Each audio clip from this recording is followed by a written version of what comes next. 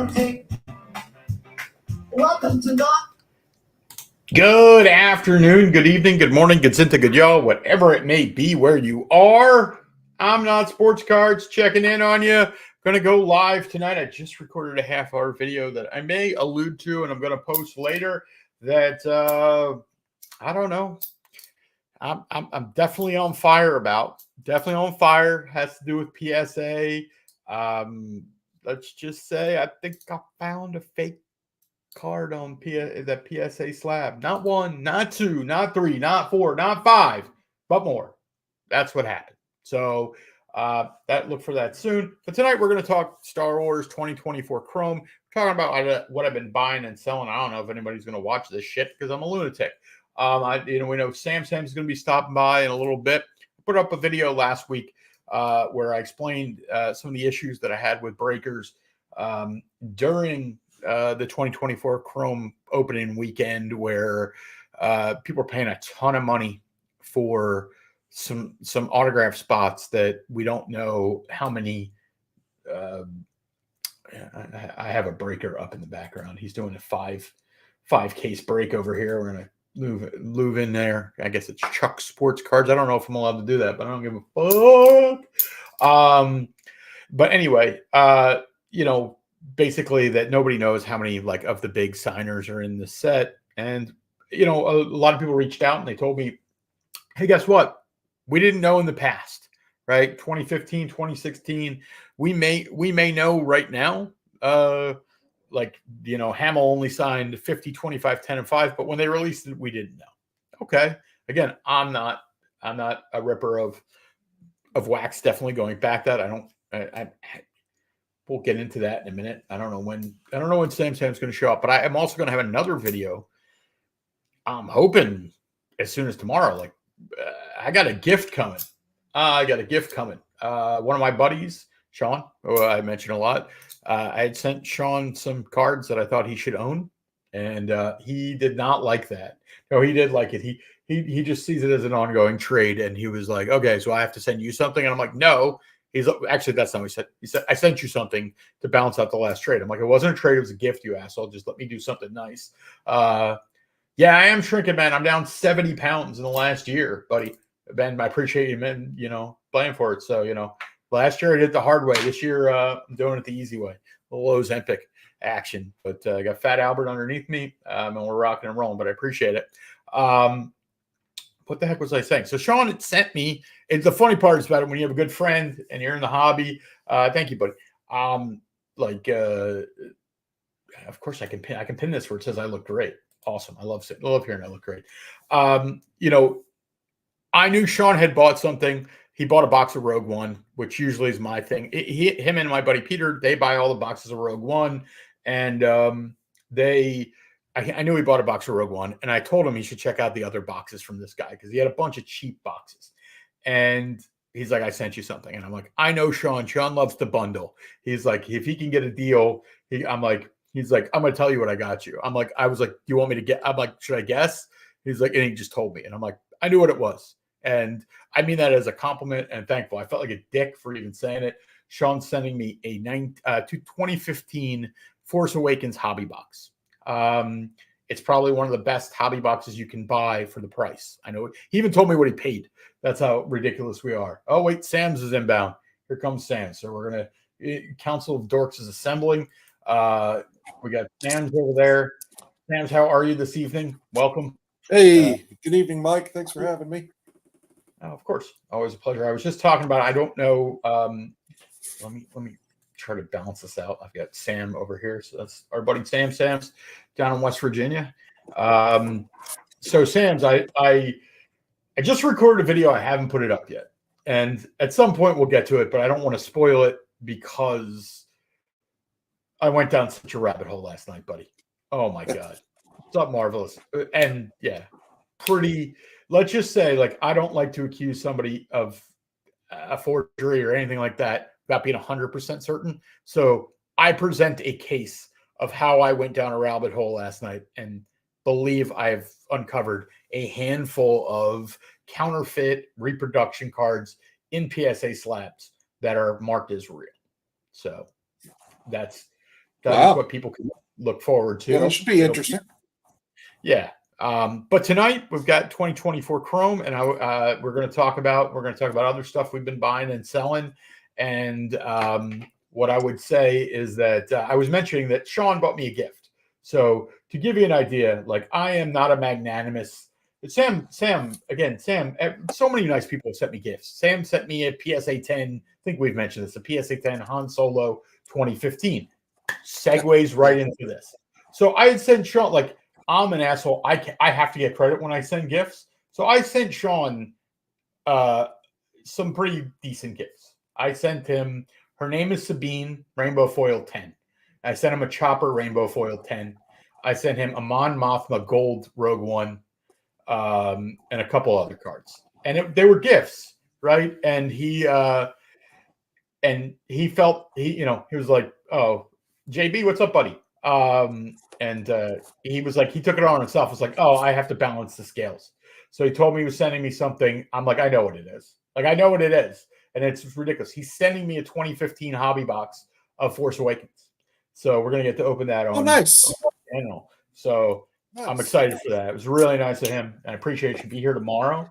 So, but you were kind enough to send me that PSA 10 Han Solo, which comes from that set, the gold out of 100. So, yeah, well, like I said, I'm glad you like it. It's funny you admit you'd seen it in one of my pictures from the National, and it's funny. Like I mentioned to you, then it was one of those things where I was at the casino and I was up, so sure I'll pick up something from my buddy. So yeah, I was glad to be able to do that. Very nice of you. Very nice. I just and we always can't, it's one of these things of like pay it forward, that stupid old movie type thing where it's like, hey, you can't always get back the person who got you, but you can always get somebody else, right? Like with Sean, I got those cards, and Sean had a bunch of stuff that he graded for Her Name is Sabine's and didn't get a 10. And I'm like, okay. And by the way, he had actually gifted me the one that I have. So I was like, that's not fair. You gave me the one that got a 10, so I didn't put it back. And the Chopper was, something I pulled. But so I've got, did you buy into this break over here or this top? No, I was looking at it all day long, and I've bought my share of Top Scrum. I totally love this release. It's just been fun. I mean, we've both have talked about, how a lot, it's not going to be a big money maker in the aftermarket. I don't think. I mean, it's hot right now, but honestly, it's hot, but the prices are reasonable. I mean, like I just saw a Saul Guerrero autograph, Forrest Whitaker, that went for like $65. And I think it was numbered to 99 or something, which I think, I mean, he's signed several different sets and stuff. It's not anywhere close to his first set, but it's always been one of the tougher autos to get. And, that's a reasonable price. How much did it sell for? Like $65, something like that. Hang on, I got it on my eBay watch list. Again, I get it, and then I don't get it. Like, I listen, the fun of ripping is $61 plus $4.50 on 14 bids. It was numbered to 99. That's a pretty cool card. Agreed. Right? Agreed. Except for there is a 2016 Rogue One Saw Gerrera up for auction right now for $80, which there are like none. Right? So right. And I was gonna say, yes, knowing that you should buy that card. Not the one that sold tonight. Yes. 100%. Right. Well, again, like I'm not trying to be like, everything is relative in the business, and like we'll get into some of the other stuff that like. So by the way, for those who don't know, when I did the video last week on Star Wars Trump, and I was mentioning my friend who had Hera in a break. This is my idiot friend Sam. That's here. me. 100%. Boy, 100%. that was ugly. Just. But it was a fun afternoon. I was listing cards. Yeah, I mean, I gotta, I'll put $100 on the value of the time spent. And though, I'll say it here. So to recap, here's what I got out of that break. I do have them. I ended up with 1, 2, 3, 4, 5, 6. I'm going to bring up six of the blue Pulsar Harrows, which these are really cool. These that come in the Breakers Delight boxes. It's a nice, Oh, sure, right? But like, I mean, it's and then here I got the nice sketch, which is really nice sketch. The sketch was. That's one of the better sketch. And then the last pack magic. There's the of 25 Hera auto, but that's out of 200 autograph cards, right? Was that how many? 200? Is that right? What was it? It was a 10 case break. Yeah, 200 autograph cards. It was 320 autos. 16 case. Yeah, it was 16 case break. 20 autos per case. 320 autos. He hit 1 autos. Got one for $600. Or no, what was it? I'm bringing up some of the. I'm not sure if you can see my screen too, but I'm just bringing up some of the sales right now of 2024 Chrome, and my box, I got a Jack Black Gold and I don't know, the fat Asian guy from Obi-Wan. He's one of the Inquisitors. Oh yeah, fifth brother. I don't know who that is. Fifth brother. Sam's like We have this argument where I'm like, when we talk about who knows Star Wars, I'm like, he knows a billion times more Star Wars than me. But like compared to the public, I know more. Correct. Yeah. Going back to this release, I enjoyed it. Like tonight, the other day, Target had the blaster boxes on their website, and so they're $22, $23. I bought 3 of them, one for me to open, one for my wife, one for my son to open, so that I kind of try to make this a family affair a little bit. Gives me an excuse to have stuff, and so we opened them up. The blaster boxes are perfectly valued. For $25, you get 4 red pulsars, you get 3 or 4 refractors, and the rest base, maybe 1 or 2 inserts. Perfect for set building. Do not buy those trying to make money back. But if you want to build a set, buy 3 or 4 blasters, and boom, you got it. I mean, here's the Ezra, the video game Ezra, sold for 100 crossed out. Like, yeah, I mean, which that's too cheap for that. Those cards are very hard to get. Yeah, that's the rarest cards that I've seen. Like, this Mark Boone auto, which I know Sean pulled one because we couldn't remember the guy's name, and then the moment he pulled it, I was like, oh, his name's Mark Boone. I saw one of these at 99 cents that couldn't sell. It just is what it is. Yeah, Albert, and by the way, Albert is asleep underneath me. I mean, a Kylo Ren Gold, $20. Like, I'm not buying anything right now because I don't know what the proper thing is. I was bidding on a Nemec auto, and I was like, I'm not going to buy it. And it was out, I think, not $199, sold for $3. So like, this is feast or famine. If you enjoy it, enjoy it. I will tell you, my feeling a week later is that I would only get the Arabish. I don't know why. It's just because it's different. If I were going to get the plain old English one, I would just get a different set. So I'm just cruising through these sales, like, well, your other option is to try to get the red pulsars or the blue pulsars. That's the other. Those are they look really nice in hand. They look really nice. For collectors, you're a collector, right? Like, we're all collectors. It's like, if you want it, but like, if we look back at like Flagship, remember Flagship where they had like the gold cards that were only available in the blasters? Like, they really have not retained any value or anything. I'm trying to see what we said. The sports stuff is always way too overpriced. You said it would be a natural progression to move into non-sports. Listen, non-sports are this Topps Chrome thing is like huge for non-sports. The fanaticism, as our buddy, God, why can't I BC from Bay? He said the fanaticization of Star Wars is upon us. And in all honesty, when he first said it, I didn't understand what he meant, because I was like had Fantasia in my mind, and then I'm like, and then I get it. It's like 100% right. Like, we are at the stage now where Fanatics has changed Star Wars to be like sports, and Yeah. that's cool. Like, which you could look at it a couple of different ways. If you're a pure Star Wars card collector and you just like the way it's been and would prefer the status quo, it's going to bug the heck out of you, and you're going to be like old man talking to clouds and saying, "Get out of my yard." But it will help grow the collector base for Star Wars. At least for the short term.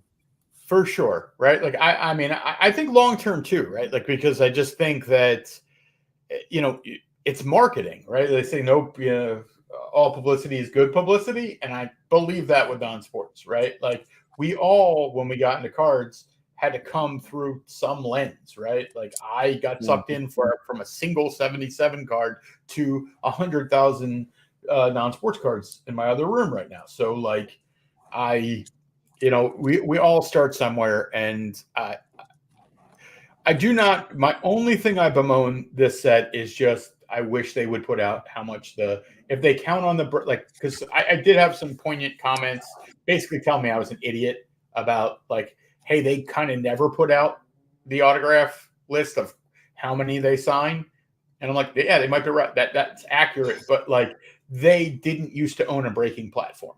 Right. And they didn't used to make breaking boxes. Yeah. So like I think it's a little different now. And I think they have some responsibility to do that. Other than that, man, it's just like theoretically we're all adults and it's our money and we get to do whatever we want with it. And if it brings people joy, I'm for it. Right. Like that's as far as I go with it. Like I'm watching this. So we've got this 5-case break up here, and I'm trying to look at. If I hang on, I'm listening. Go ahead. I just got to run and let a pet in the house.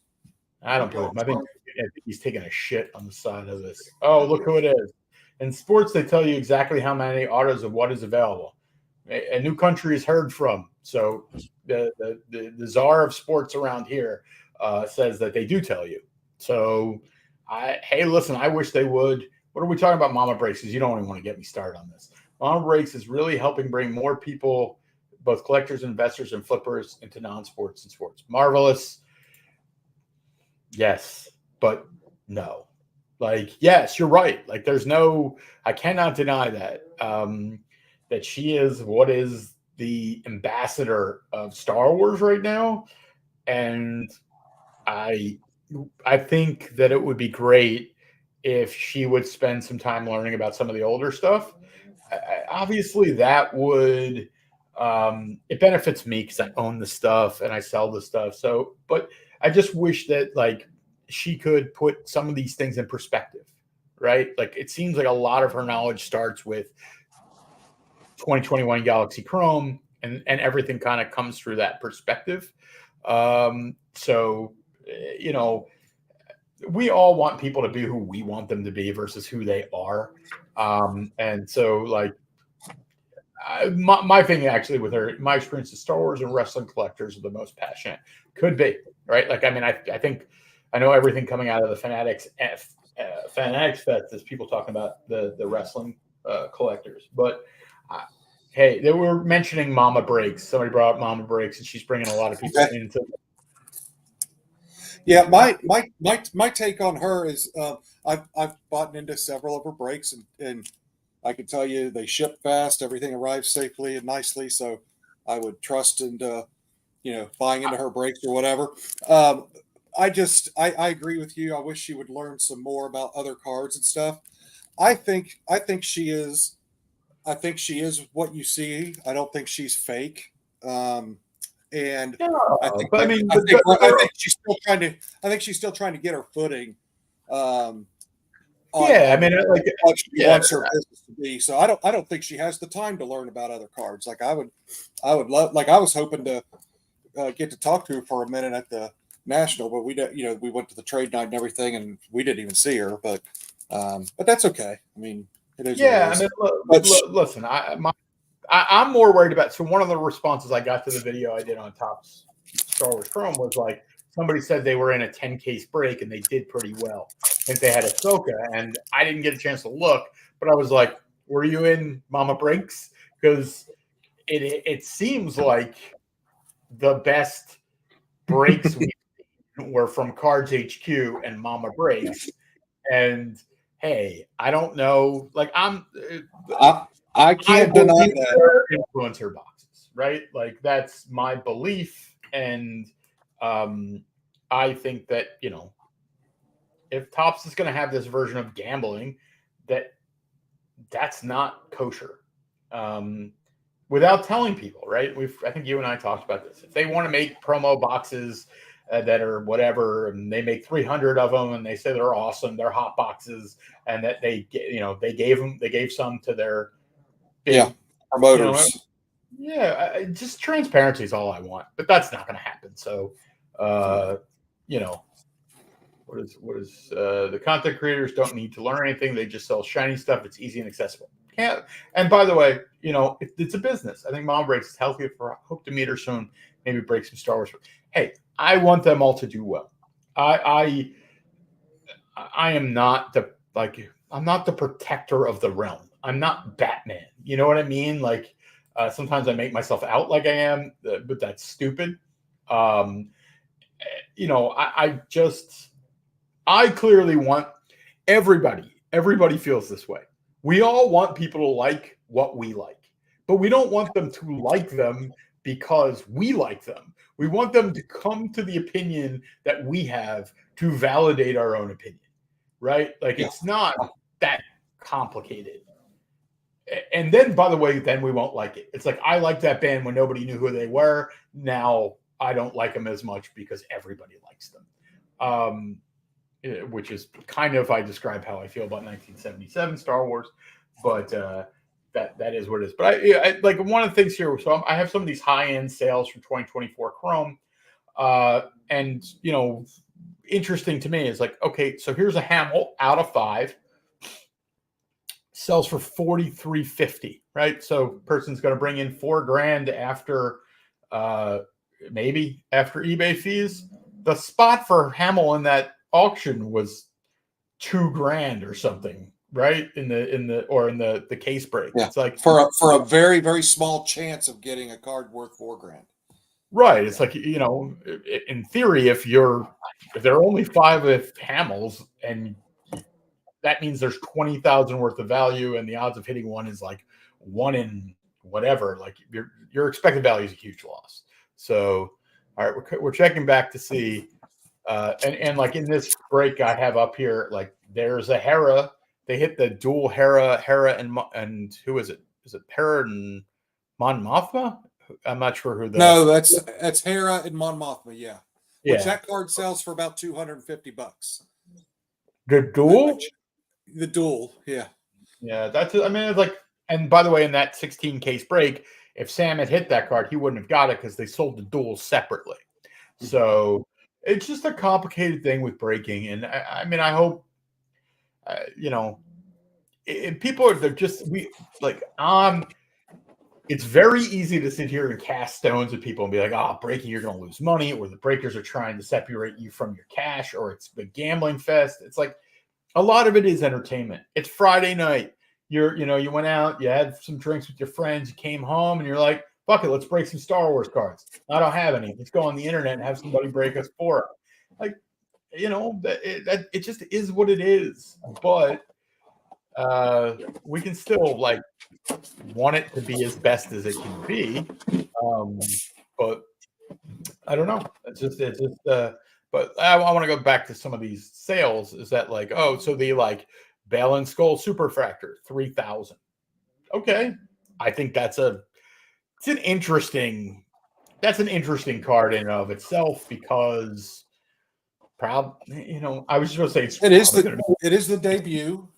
Sure, and it is really his debut. I mean, if you're going to buy a 1-of-1 Superfractor and pay big dollars for it, I can make the argument that this is one of 3 or 4 cards out of this set that you would want. But it's not an auto. I mean, the difference would be, I would go $3,000 if it was autoed. Obviously, it's difficult, but I'm just saying, like the Shin Ha T would be the other one. The other 101 autograph Shinha T, I would think $3,000. Okay, yeah, that seems reasonable in my head. Sure. I mean, I'm the weird one who says I actually would rather have the non-auto 101. They just feel cleaner to me. Like I don't know. Like I know I'm in the minority there. Here's the when is eBay going to start publishing not make us go to 130 point to see what people actually paid for stuff? I know that makes no sense. I don't understand what the secrecy is. Yeah, it is. Here's a Diego Luna, Genevieve Riley out of 25 that sold for $1,600. Like it's a duel. Cool card, but obviously both stickers. Actually, I can't. Oh, this is out of 5. Cool. Like I mean, I'm a Cassian collector. Would I don't know what I would pay for this if you were like, hey, just give me your top number, you can have it. Do you know what I mean? Like, I'd be like $200. Like, I mean, that doesn't mean I'm right. It just means like that's kind of where I would be. Like, it's out of 5. I kind of hate this card because I'm not on purpose. It looks like a Christmas card because it's red and green. Like, it just like, but hey, that can be. Nobody likes to begin with. But again, going through all these, the Anakin's, or not Anakin, Obi-Wan, Chrysanthem, Superfractor. I think it's always important to like see what things sell for. I think all too often people look at what they're listed for versus what they sell for, right? Especially when we all do this, most of us do this, we try to rationalize the money we spent. So we're like, oh, I hit this card. Look, it's listed for $1,200. It's like, well, did it sell for $1,200? That's not like, it's a bad thing. It's just, I was trying to explain when Sam was doing his personal break of his 2 hobby boxes. He was putting base cards into semi-rigid sleeves to get them graded, and our buddy Sean, who wants to kill Sam for this, and I'm like, I'm trying to explain to him, he's just trying to make himself feel better, right? Like I'm famous for this. When I rip a box, I like start to penny sleeve shit that really should probably go straight in the garbage. I want to feel like I got valuable cards, and later I'll run out of penny sleeves and I'll be like, we're top loaders. I'm like, all right, that one doesn't belong in a penny sleeve or a top loader. So it's like you kind of like, but no, Sam is actually, and I talked to Sam about this. He's actually going to grade multiple base cards, and that is just, I have had some additional thought about this. That's what I'm doing right now. I'm trying to, I've been waiting for all the mail to show up of the breaks I was in and try to kind of determine, okay, what am I sending in to grade? Because we got about another week for this current special. I don't know whether it'll go next month or not too, but and I am going to send in a couple of base Ahsokas to grade because that's my PC, and I want a PSA 10 base, Ahsoka card from every year or whatever. That's just sort of, part of my PC. I'm not gonna try to talk you out of it. I mean, so I'll send in 2 or 3 of those, and then hopefully they all get 10s, and then maybe I sell a couple of them. I don't know. Yeah, I think you're just more likely to buy a 10 for $30, $40. But if everyone, if it's stupid to grade them, I'm going to be one of the only 3 people that grade the stupid things, right? So no. There's always an idiot. Do you think a month from now? Yeah. I mean, I just don't know. I just think about it. I don't know whether they'll be or not. I think it's like the throwback Thursdays, right? Like of somebody grades those things and then they basically sell them for cost. They do what you do, and then they basically Most influencers are influencers because stupid people like stupid people. They flock together and slap hands. I love Salty Sean. Uh, at minimum, it needs to be a refractor to grade. Look, your buddy JB is even telling you you're an idiot, right? Like, I, I, I, I get like again, we're not going to have the intervention of Sam right now, but I get grading one. I can forgive Yeah, the but I'm what if going it to comes grade back one. a 9? I Then gotta send grade 2 or another 3 one. in. Then grade another one. You still have the card, right? Or you'll see, did somebody get a 10 that I can buy for $22 and guarantee it? That's like Okay, you might have just talked me into that, is I can always grade it again later. But I'm still right. even though I've sent in 30 submissions in the last 2 years, I still grading cards still seems new to me, which is stupid. So, I think that is good and so bad. yeah, I yeah, feel I the see. same way. Yeah, It's like I have to feel a certain way to grade a card, and I've learned. I'm coming to the realization is that's stupid. Um, it's like what JB is talking about is like if the if you're gonna sell a card and it generally it's worth more graded, right? Like it's just generally if you have a decent card, it's usually going to be more attractive and worth more in a slab. I have cards that uh that again, a long conversation with Sean about it. It's like I wouldn't even sell, right? Like it's a $3 card, like somewhere between $1 and $10 card. Maybe I'll send it to ComC. But if I grade it, I will almost guarantee get all the grading fees back unless I get like a 7. An 8 I'd break even, 9 I'd make double, 10 I'd make 5x. And the truth is that card is literally never going to sell unless I grade it. So there's here Sean asked, what happens if you get a 9? Well, the answer is what happened to all your 2008 base Ahsokas on 28 tries later. I think he's only at 18, maybe. I don't know. I'm at like 23. I got 2 there now.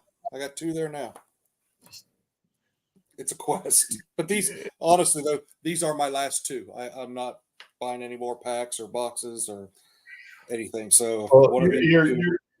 you're doing eventually what I'm going to do with the Wolverine, the 2000 X-Men Wolverine, because like at this point, like I sent what I thought were the best ones. They're all pack pulled, and I'm like, I get 9s, I get 8s. I'm like, somebody got a 10. I'm like, I'm just sending them in. I'm like, the same thing applies. Like if I get a 7, yeah, I'll only bucks back for it. But an 8, I can get 39, I can get 40 or 50. A 10 is worth like I'm just there is some we like with the Ahsoka, we saw the diminishing returns. There are certain markets that can only handle a certain number of cards. All right, so Well, and besides on the my other response on the Ahsoka 2008 question would be, I also, though, I believe in that card, and notice none of mine are listed on eBay. I I'm not going to sell mine for what they're going for right now. I have fair. no problem holding on to them. I mean, I, you know, I've had a complete epiphany there's on my card. So I get it. Like I think that one is one. Like there are a lot of people that just, especially like JB and Sean, who come from sports, where they're like, you don't grade base cards, because it's death. I come from a kind of we both grew up with there were only base cards, right. so we don't know we sometimes don't know Ins- better, but Insert cards used to be in sports cards. Insert cards were the cards nobody wanted. Nobody wanted the Pete Rose All-Star card in 81 Tops. You wanted the Pete Rose base card in 81 Tops. The 81 Tops Pete Rose card was worth more than the 81 Tops All-Star or in action card was. I mean, so yeah. but it's completely flipped. Now it's Well, the they're rare. I get your point. It's like it's not apples to apples there if anybody knows the cards, because like they were in the set the same amount. they were in It the turns same out, set. Right. yeah, inserts are rarer than their regular card, and therefore why. I mean, I wish one of the things that I wish Star Wars had was a Kaboom or a downtown type Mm-hmm. thing, where it was a consistent insert that people chased. And I'm sure there eventually will be one, and I'll hate it, but I think it would be good for it so that like there was some other chase in here. I think generally right now it's sketches, but I think, most of the sketches people realize aren't worth anything. And because they're so different, it's hard for people to even understand if they're worth money. So I just want to point out, so this guy's ripping this. This is a 5 case break. I'm going to guess, he was getting crazy money. Not, I mean, the money actually relative to the 16 case break that you did is relatively the same because that's 3 1/3 more. And he wasn't some of that crazy high end stuff like the Luke and they aren't going for as much, but there were $400 and $500 teams in here, and we're seeing it. No superfractors. The best two, you got that dual, which you said is 250. And then you have those other 2 autos, which I don't know what I didn't see. I didn't see which Ahsoka young Ahsoka was. Well, yeah, it's young Ahsoka, but there's tons of them, and right now the young Ahsoka base is going to get you to $90 to $120, and then kind of up from there. But again, no, that's the thing that I'm liking about this release is the cards are reasonable. You can get a nice auto, for a decent price. Yeah, buying the singles, but I think right now is generally a bad market for cards. Usually is late summer, kids are going back to school. I don't know if this is cope or not. I deal with this in other businesses where you're it's seasonality, things suck, but you're always hey, is this the big one? And I do generally think cards are slow right now, so it's hard to say. Tops is home field advantage. These would be cool with a background of Tatooine, Luke, etc. JB, better than certainly me, and probably Sam is but I just think some sort of consistent, obviously Panini owns Kaboom and Downtown, but just something consistent. I don't know. It seems like they keep trying new shit with Star Wars and failing.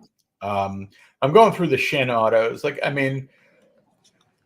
I don't know what they're because he had the Shin out of 25 up there as a super hit, and it's I don't know.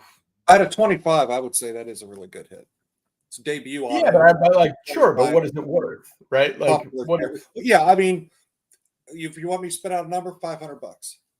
Okay, I don't know. I just think that if you have a 5 case break, some people should make money, right? I get it. Most people are going to lose money, but the people who hit, here's one that sold.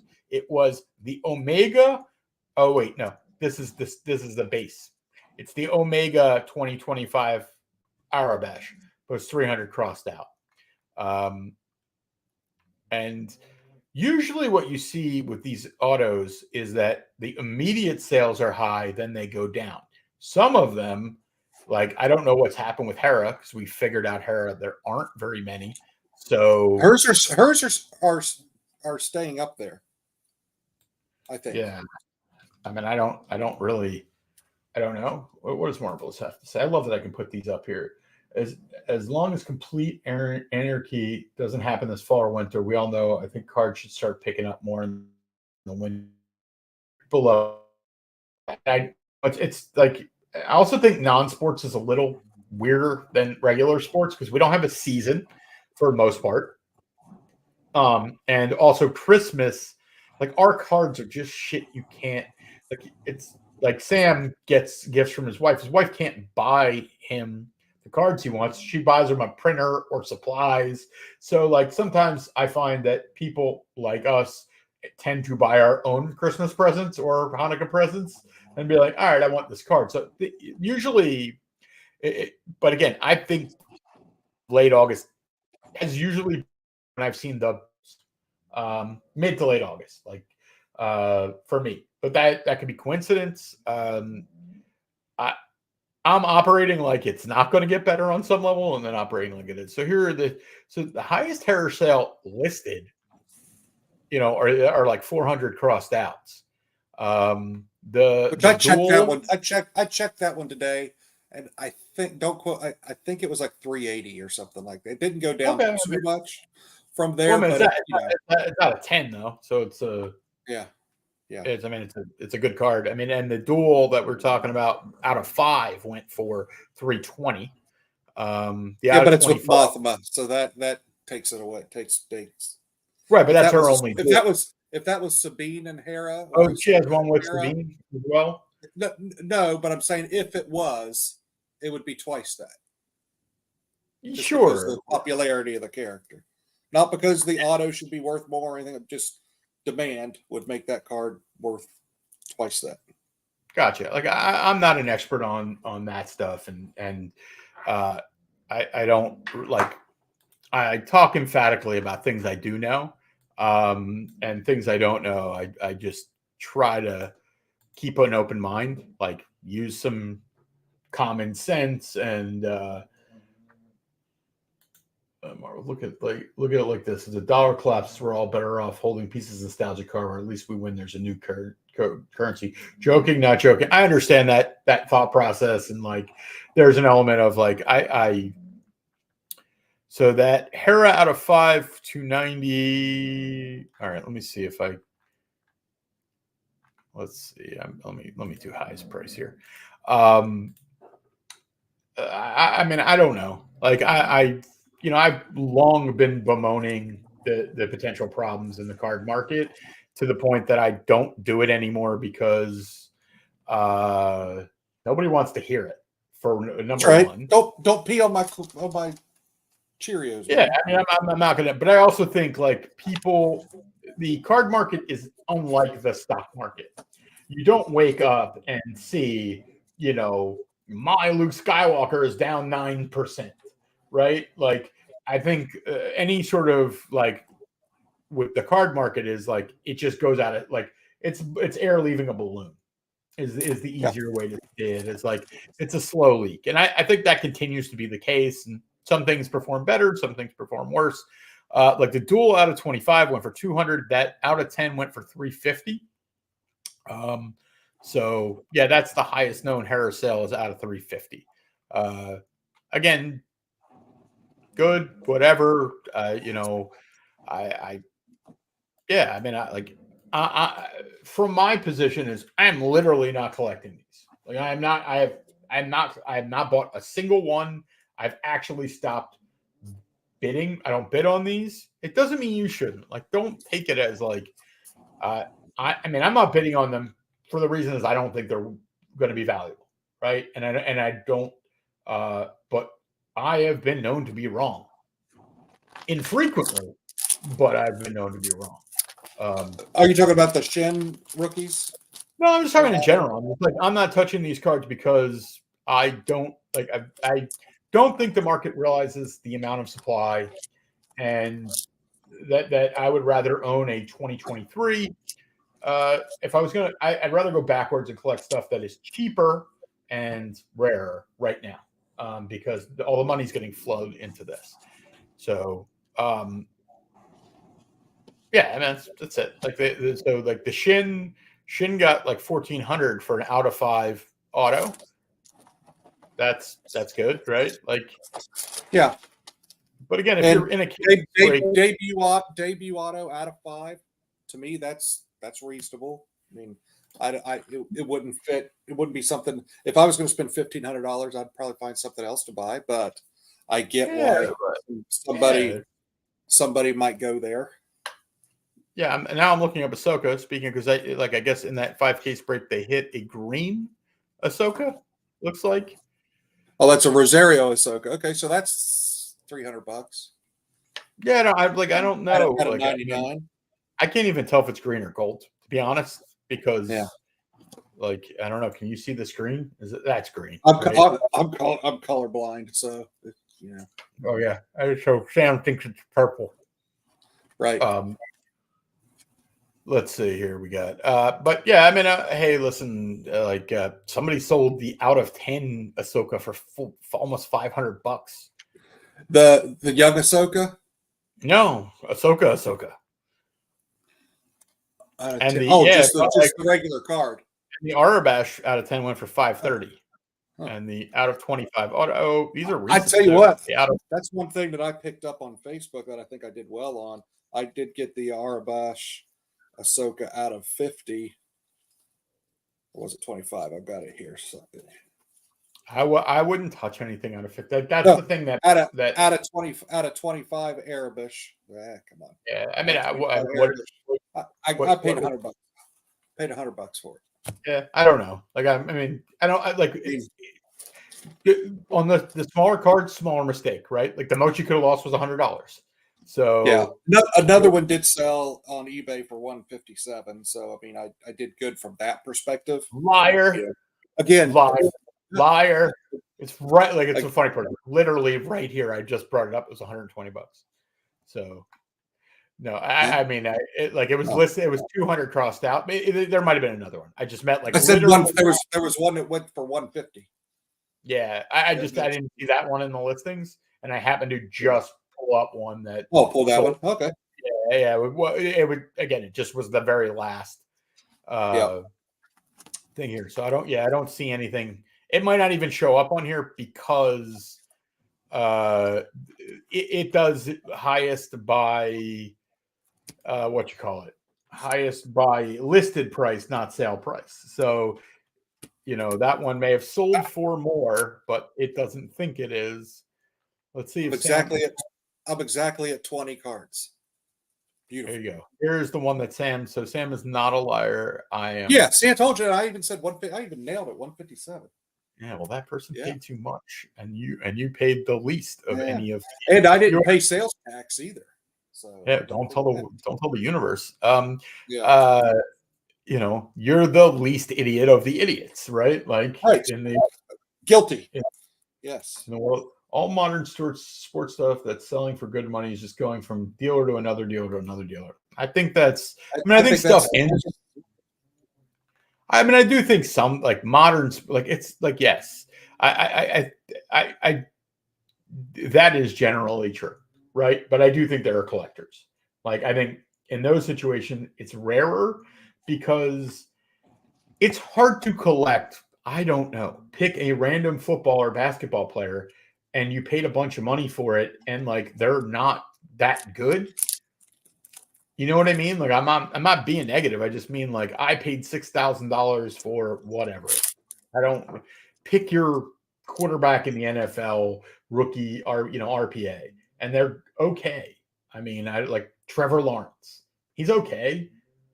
Like, but do you want to be like, I'm a Trevor Lawrence fan? No, they just trade that out for somebody else, and then Trevor Lawrence is good, and Justin Herbert's bad this week, and I agree with that. And that's why I think the older the stuff is, the more likely it ends up in collectors' hands. Because over time, especially the way the hobby is modeled right now with the influencers and fanatics and stuff, it's all about the new product. So well, I mean, so the older stuff does kind of. Well, it's just also natural. I think there's a collector's dilemma that exists, which is people either have too much money in a card, don't want to take the loss, or they're in so cheap that they know they would never buy that back at what they'd sell it for. And I think that is a collector's dilemma, which I give Neo shit a lot, and they have more reasons to continue to give him shit. I can't believe how much he ate the ass of the non-sports card lady from PSA, who seems like a super nice person, but Jesus fucking Christ, buddy. But he has a saying. It says they let you buy them back. I think that's a great saying, because if you can replace it, maybe you have to pay a few bucks more. But like if you always think you can't buy it back, you're probably going to do poorly. That's just my opinion. So, but some people don't sell. The most famous of which is Sean, who now sells more than any of us. I think I'm fucking hysterical, because he can no longer say I don't sell cards, because he definitely sells cards, and good for him. I think it's one of the smarter decisions. I think everybody, it's healthy to sell cards. It makes you kind of decide what you value. I'm going to look up some stuff here that, looking at I'm just looking at PSA slabs of ended recently. So I'll talk about some of the stuff that I've been buying. And let's see here. What did the lady in the owner said for sure, like 30 times. Yeah, I liked her, but I found her. The thing that I felt a little comfortable. She felt like a nerd like the rest of us, and it's kind of like, oh, okay, that's kind of cool to see that. That's kind of who's in charge of stuff, and I'm okay. Yeah, I've said this before. That interview was very similar to what Hasbro does in the toy world for the toy collectors. Well, they have interviews like that pretty often, and it does help. And I think there needs to be more of that in the card space. One of the things I'm bad at is being a lapdog, right? Like I'm really bad. Like I'm a loose cannon, right? And like that woman, that person, that lady, that executive, I don't want to like probably should not do an interview with me, right? Because I'm going to ask a question that she does not want to answer. Which is like what? Like what would you have asked? I'm just curious. I mean, I would have asked about how they look at cards going backwards. Like you're telling me comics is great because you get to start from zero, but you didn't get to start that way with cards. So what are you going to do about the problems that exist that are legacy problems? For instance, that's about what we would have heard, right? Like, is that that's not something they want to talk about because they don't have any answers. Like, let's say, for instance, there was a card that was just graded that 5 times that was only graded once. And that if you had a picture of the old one, you would know that the new ones were fake, but you don't. So you literally graded fakes and you should know, but you don't because you didn't always take pictures of cards. And okay, all right, yeah, it's like like those are the type of things that where I would ask the question about the pop count on signed cards, like the Mark Hamill 1977, which there is no pop count, and you own one and you didn't know that, right? Like, and I didn't care either, but I mean, right, but again, one of these things are just like, hey, like. Should be common knowledge. I don't know, like more so that than anything else. But yeah, I don't mean like not all this stuff is like gotcha, questions. It's just like, hey, we can talk about how you're getting into comics and all this other stuff, but like you grade cards, and I would have been like, well, how long do you think you could sustain this in Pokemon? I mean, one of the things she said was that Pokemon is the #1 category, period. Like it is bigger than any single sport. I also would have said Star Wars, how big is it? Like, how big is Marvel? How big is what are you going to do to, I would have asked about the PSA set registry for non-sports because it's very small. Those are the type of things I would have asked. But again, I liked her. She seemed competent. I didn't like the fact that he alluded to that they had conversations that he did not tell his audience for a long time. And that's something that I would be incapable of doing. I think they see him as somewhat as a good person that they can talk to get information on from. I think he was he's not consultant, but I mean I think they were asking his opinion. I think they would have a case or label, and then they'd show it to him and say, "What do you think? Tell us what's wrong with this. Will this go with fair?" I mean, I don't think they were just talking to him. I think they were probably talking to 20 different prominent. Sure, we don't know that to be true. The only person we know is him, right? So like we're speculating there, and you're right. It's like hey, if somebody wanted to ask my opinion on whatever. How they should deal with 77 Star Wars cards, I'd be like, I have a strong opinion, but I know I'm not the expert. You know what I mean? For all we know, they put him on retainer for $20,000 and made him sign a non-disclosure. So are you saying if with you? No, I don't know. I don't know. I've got a YouTube channel. I got to tell my audience everything. So I'm not going to give you any. I'm not going to sign that retainer. No, but I do think you have a whatever. You don't have any. I mean. Do you I've been told I have a responsibility to my audience. I think that if you do or you don't. You have zero responsibility to your audience. But if your audience finds you to not be authentic or withholding, you might lose your audience, right? Like Yes, correct. that's I mean that's up to people. So you can do whatever you want. The way, yeah, and I hear you. The way I took that information as a member of his, I don't watch like every one of his videos, but I probably catch 2 out of 5, 3 out of 5. But what it made me do was be like, oh, okay, that's kind of cool. PSA was talking to him about this. And it actually kind of I don't impressed me, I guess, for lack of a better way. So he kind of got more street cred from me for that, to be honest. Sure, but I didn't take it as oh, you were holding back from me. See, I look at it. I think it cuts both ways, right? Like I agree with you that he's more that would think he's more in the know, but it also means he's not going to tell us. Yeah. You know, like and hey, that's going to be just generally true of any industry, right? Like I don't know if it's actually something that matters to the bottom line of anything. It's not like, oh, he's like, oh, I know they're going to get into Marvel, so I'm going to go buy Marvel cards or something. Like I don't know if there's any like sort of like that type of advantage, but it's just again, those aren't the things that bother me overall. You know what I mean? Like if PSA was, that's not something that bothers me about PSA at all. Like if they were good, they should be good at what they claim to be, and then everything else should be marketing. That's marketing. My only argument with them would be better at what you do. So I just want to point out something like here's a gold chrome black Ahsoka PSA 9, $23.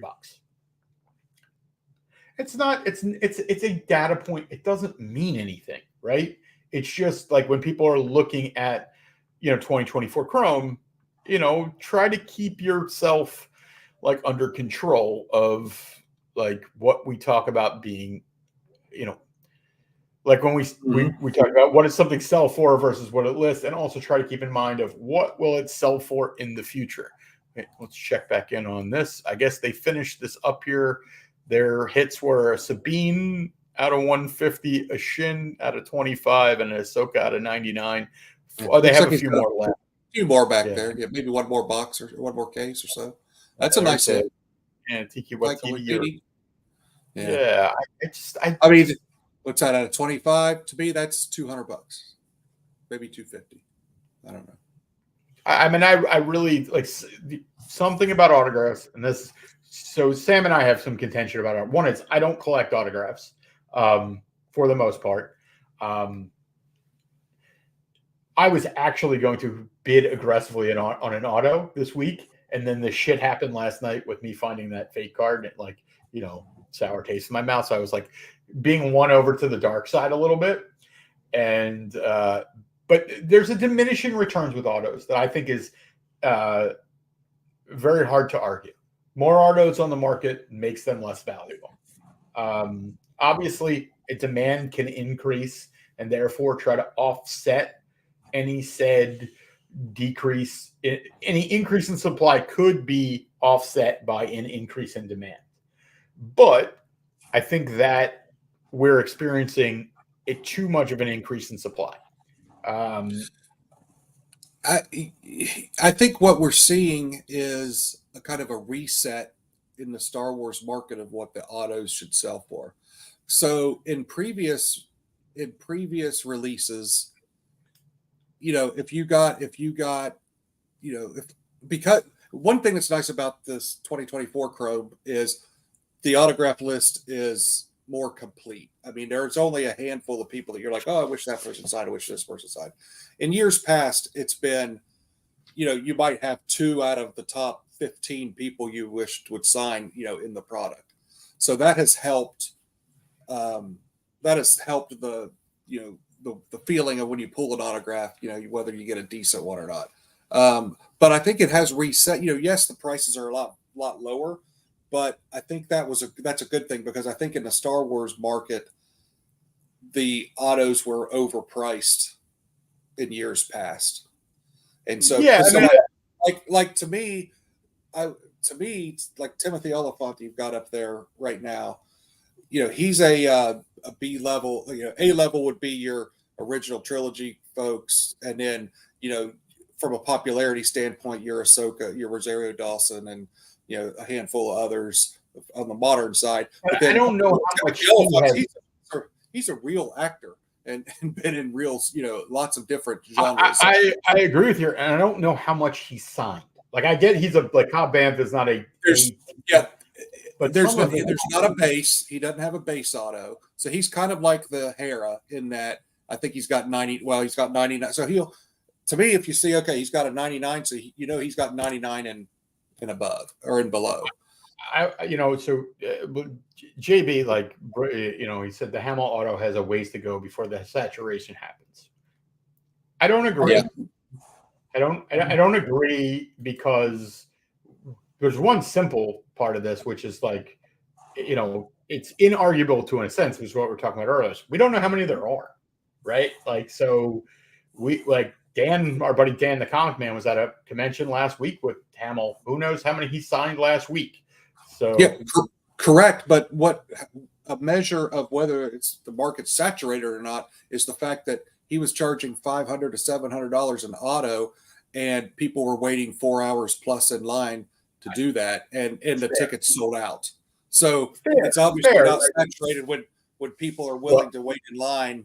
I don't know if I think you're expecting the market to be perfectly efficient, which it's not, right? Like it's like we're literally seeing it with Topps Chrome here. It's like people are overpaying for cards that you could, go buy a different whatever auto and pay, like you could buy a Dietrich Miro auto for less, right? And people are overpaying for it because of the excitement of it, or they think it's overvalued. So I think you're right in a sense that it doesn't necessarily mean it's saturated.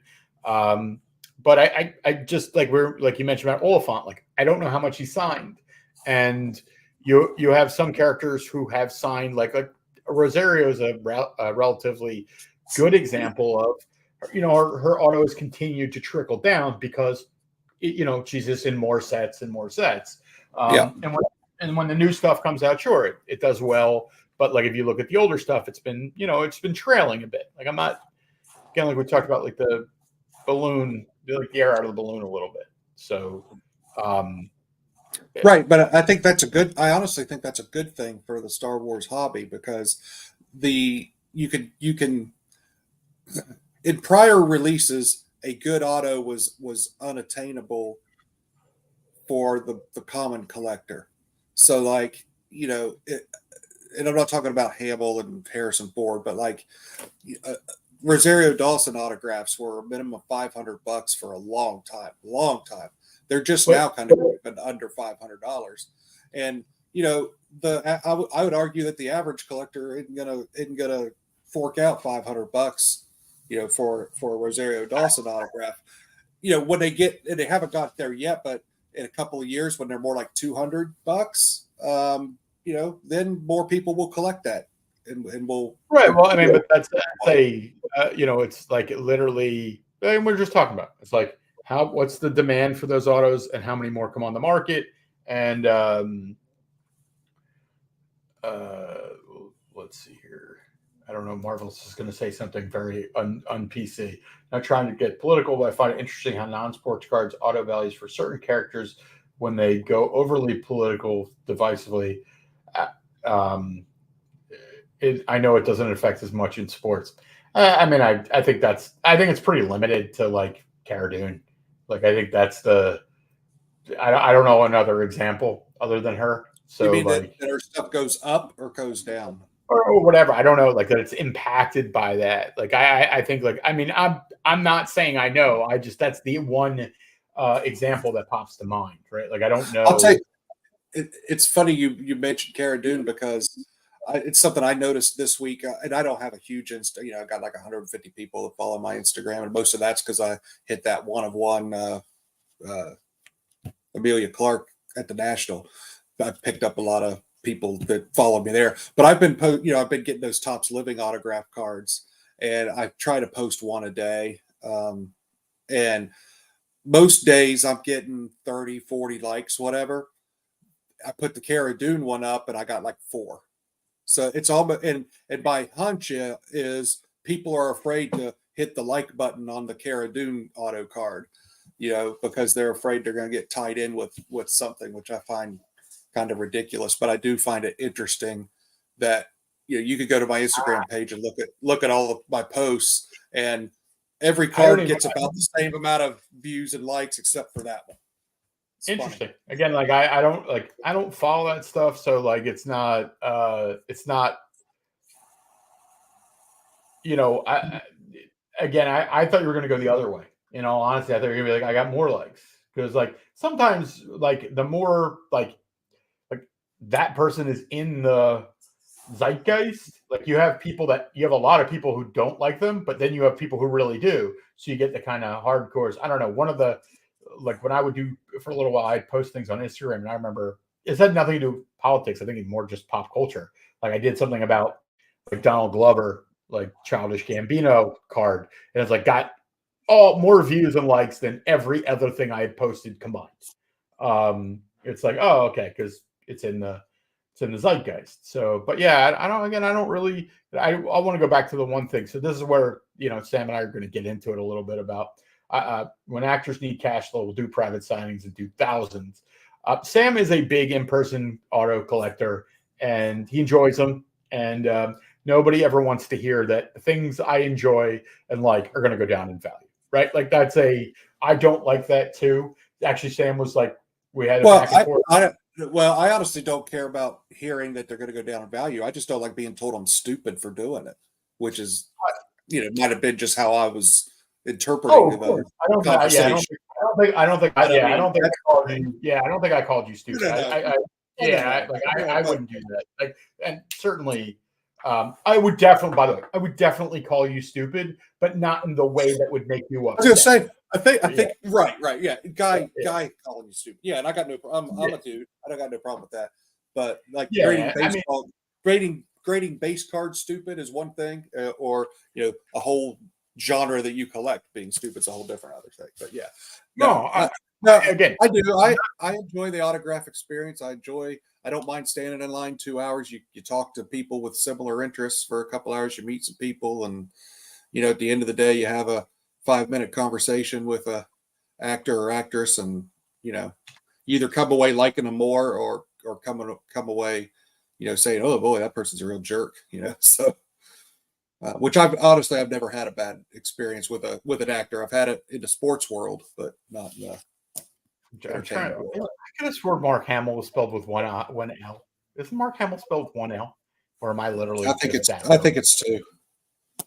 Yeah, I mean, it's telling me it is. It's like, I mean, I'm trying to find, so like a Mark Hamill auto card sold the other day. I mean, this goes to prove that like we can't follow. Here it is. So like, listen, I people like this. I put up to when Sam and I. Yeah, this was the card we were talking about. Yeah. Yeah, but I posted this and a few other ones because like last week when Sam and I were watching the case break, we were trying to like understand how much the autos of the stuff in get like the higher end stuff in Chrome is really worth. And one of the ways you do that is you go and you look at what the other autos are selling for. Looks like you might have a hit here, so we'll leave it here. I was going to say, was that a 1-of-1? Was that gold? It could be a superfractor. Yeah, I can't tell. I mean, I was like, why is he stopping on a gold? Like, is it a superfractor? Is it the wait? Sort of. I mean, he stopped for something. We don't have the sound on, so I don't know. But I don't know. I'm looking at the chat to see if the chat has anything. Oh yeah, to say. Yeah, it's a superfractor. I'm pretty sure. Okay, all right, cool. Okay, for just for the record, I was going to buy the Jason Sandula spot in this break, so we'll see whether I owes it or not. It was like $85. It was like $85, and I thought, okay, that's a debut card. I can get a debut auto. Maybe he turns into something. Maybe he doesn't. That's an interesting way of revealing it. Well, I mean, if in a 5-case break and those were my best hits up there, I might want to slow roll the superfractor. And again, it's never a breaker's fault if they don't hit what you want. So like, he's like, I'm getting it. I'm telling you, I would milk this till Sam, Sam makes a habit of he buys shit and he wants to break them. He breaks them in our lounge in our Discord. And he last year he had masterwork and he hit a 101. And we're like, we're gonna sweat it forever. I brought up we were literally doing the math, and we were having we got every inch of juice, every bit of juice we could get out of that, and then he pulled the Aunt Beru 101. Yeah, it was like, again, wasn't the worst, but it's certainly. Which, by the way, a gold Bix underneath it. Bix underneath it, so that's nice. I feel like that's like a hitbox, because like when what's his face, Jeff Wilson got a big hit, it was he's literally putting it into the one. Don't do that. Yeah. Get your thumb out of the way. Don't like, I understand what you're trying to do, but like, don't do it blind. Like, just, he's seen it now. Like, just reveal it and get it in there. Like, I understand. Like, I would be. You're also now you're messing up the Bix. If I owned Bix, I'd want to scream at you. Look, it's BMO Twilight server. Is that? I can see who it is. Jason Sandula. I'm gonna shoot. Enoch. Is it? No, it's Boba Fett. Oh, now that's a score for somebody. Wouldn't be for me. Wait, that's Mandalorian. That's 3 or 4. That's Tamara Morrison. It's Boba Fett. That's $3 or $4 grand, I'd say. Again, I love this. Not to me, but yeah, I love the idea of saying to yourself, if somebody said, "Give me your best," and you're not going to sell it, right? Like, what's your number on that? For me, it's like 250. Like, again, I'm wrong, but like, it's just like about like it doesn't mean. Oh no, what I would pay for that? 400 if I had to. I mean, I wouldn't. I'd have to have like if you'd have hit me up at the National when I had just sold my card. Okay, yeah, 400 for that. Yeah, I'm buying. That'd be my bet. My best. Yeah, it's so much. That's a great card. Yeah, it's so hard to like quote a price when you're like, oh, but you can't sell it, right? Or like, no. So there were one other thing before we get further into the on-card auto stuff is the sticker stuff, right? Like when we talk about like there used to be a significantly more on-card auto. Now everything in this set and most sets is purely sticker. Like we even, in Masterwork, which is on card, the bigger ones were sticker, like the duels and which is kind of not like, I don't like sticker autos. I don't know. Like there's like a combination of things that like feels like it makes the cards less special. When we have tons of superfractors and it's a sticker, it doesn't feel as special.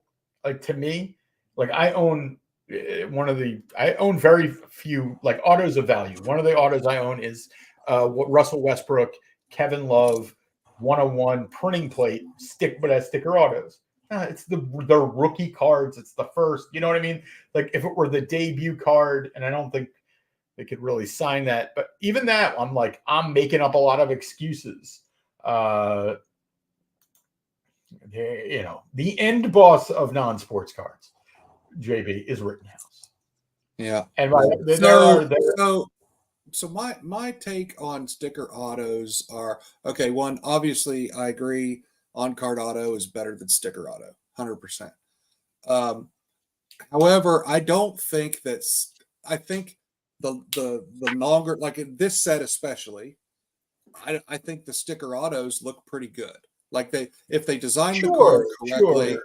Now those flagship last year, looked horrible. I think it devalues it just devalues the autograph itself to me. Correct. Right? It doesn't make it as special. However, it's kind of like, hey, we've got this one chance to sit down with Harrison Ford, and we better make the best of it. So here, can they still got the Carrie Fisher stickers.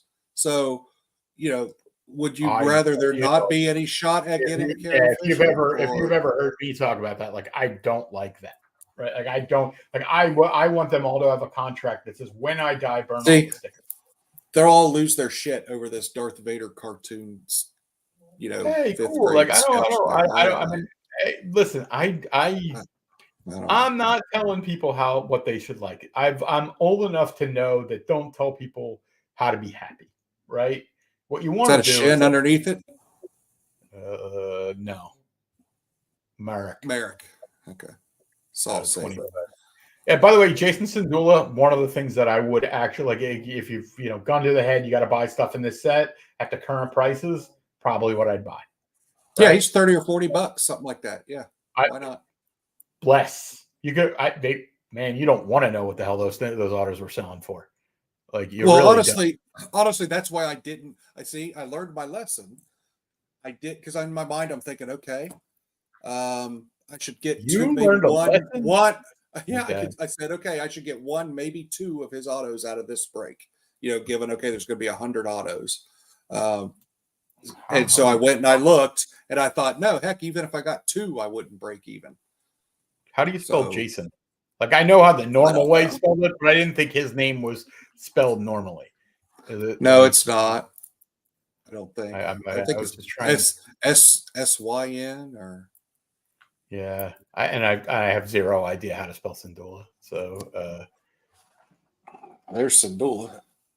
Maybe that's where I yeah, got the I'm gonna have SY to from. I'm gonna have Maybe to remember. Jason is just normal.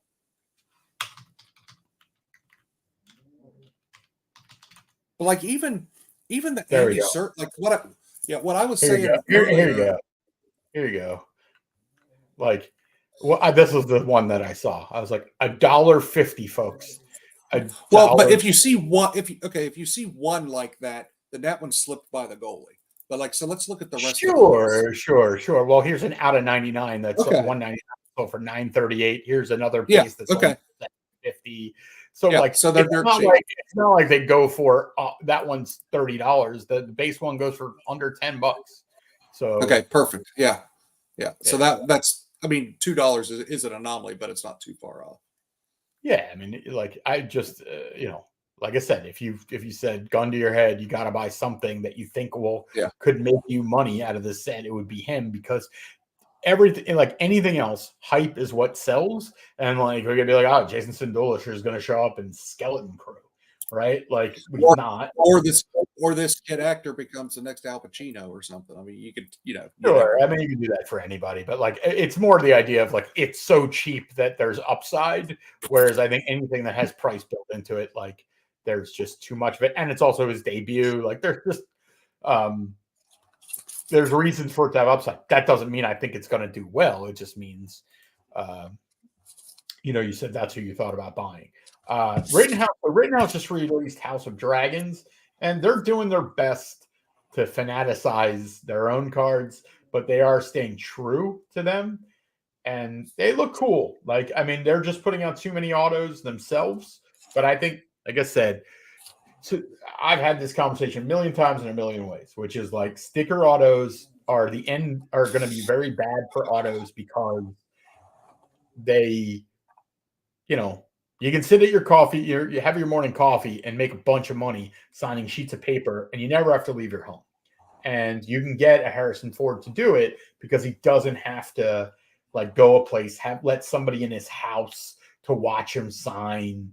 Like I don't think they have like those are what you call it, like no, they say something on it. They say something like that they're witness. Like if you're something on the hologram, it says certified autograph. So I mean, That doesn't mean a goddamn thing. It's certified. Yeah, it's not witness though, because they used to say like top autograph. Like everything that's small. Like that my biggest problems in the world. Yeah, well, maybe from a value standpoint, you might be right, but from a collecting standpoint, it will make them more attainable. And for me, seeing so like up until now, I've only been getting autos of people that I like to PC or whatever for my collection. But now I'm like, yeah, I'd like to have a Forrest Whitaker auto, and if I can get one for $60, that's something that if I've got $300 in the PayPal account, I might grab a Forrest Whitaker auto. I don't think right now is the time to buy autos. That's what I would tell you is that now is not the time. I'm not. You collect them if you collecting is an active thing. What it means is if you're a collector, you kind of have to be buying. Like, it's very hard to call yourself a collector if you're not buying anything or you're not doing anything. And like, it's part of the reason that, I'm going to have a few more videos coming out where I'm selling a lot of my collection. And it has to do with, I want to continue to collect. It's not me getting out. It's like, I don't really want to put money in. And I also realized that, like we've talked about, like starting the video game over. But we have this Hamel auto here up. And this was like, I had put a series of like, the only reason I like, and I want to explain this to Sam is like, Sam's an on-card autograph collector. We have a section in our Discord where we put up interesting eBay listings. And I put a bunch of autos up because I do a search that these show up in. It's not like I personally was like, fuck Sam, he's wrong. I'm going to look for these things. And in truth, they're like these on-card autos for big people are showing up more and more because a lot of the other stuff's not selling, right? So like, or people aren't auctioning it because it doesn't command the money, and people are, in non-sports, they don't want to command those here. Now's the time. It's not the time to overpay for autos. Yeah, it depends on what it is. Like, I agree. And then there's always the edge cases, right? Like, if they're limited capacity, we're just talking about Jason Sandulas, like, or like where there's a special nature to the card where it goes beyond just the auto. So this Hamel auto here sold for $255 from DC Sports, very large. So this is not, I mean, I don't look at this and go, it's a small seller. Like the listing was bad. The card, which was your argument, was that the card is not what you get signed. And right. That's the things that I would point out as like if I saw this listed now for $255, would I buy it? Yes, all day long. But here's in my opinion the problems with this card. One, it's horizontal. Okay, sure. We'll start with that.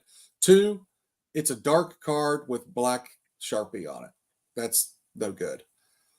Three, it scored an 8. Okay. 4, this isn't even an original Empire Strikes Back card, even though that's how it's done. Yeah. It's a 2004 Heritage card. So, I mean, it's not even, it's not even a card from the 1980 set, for Pete's sake.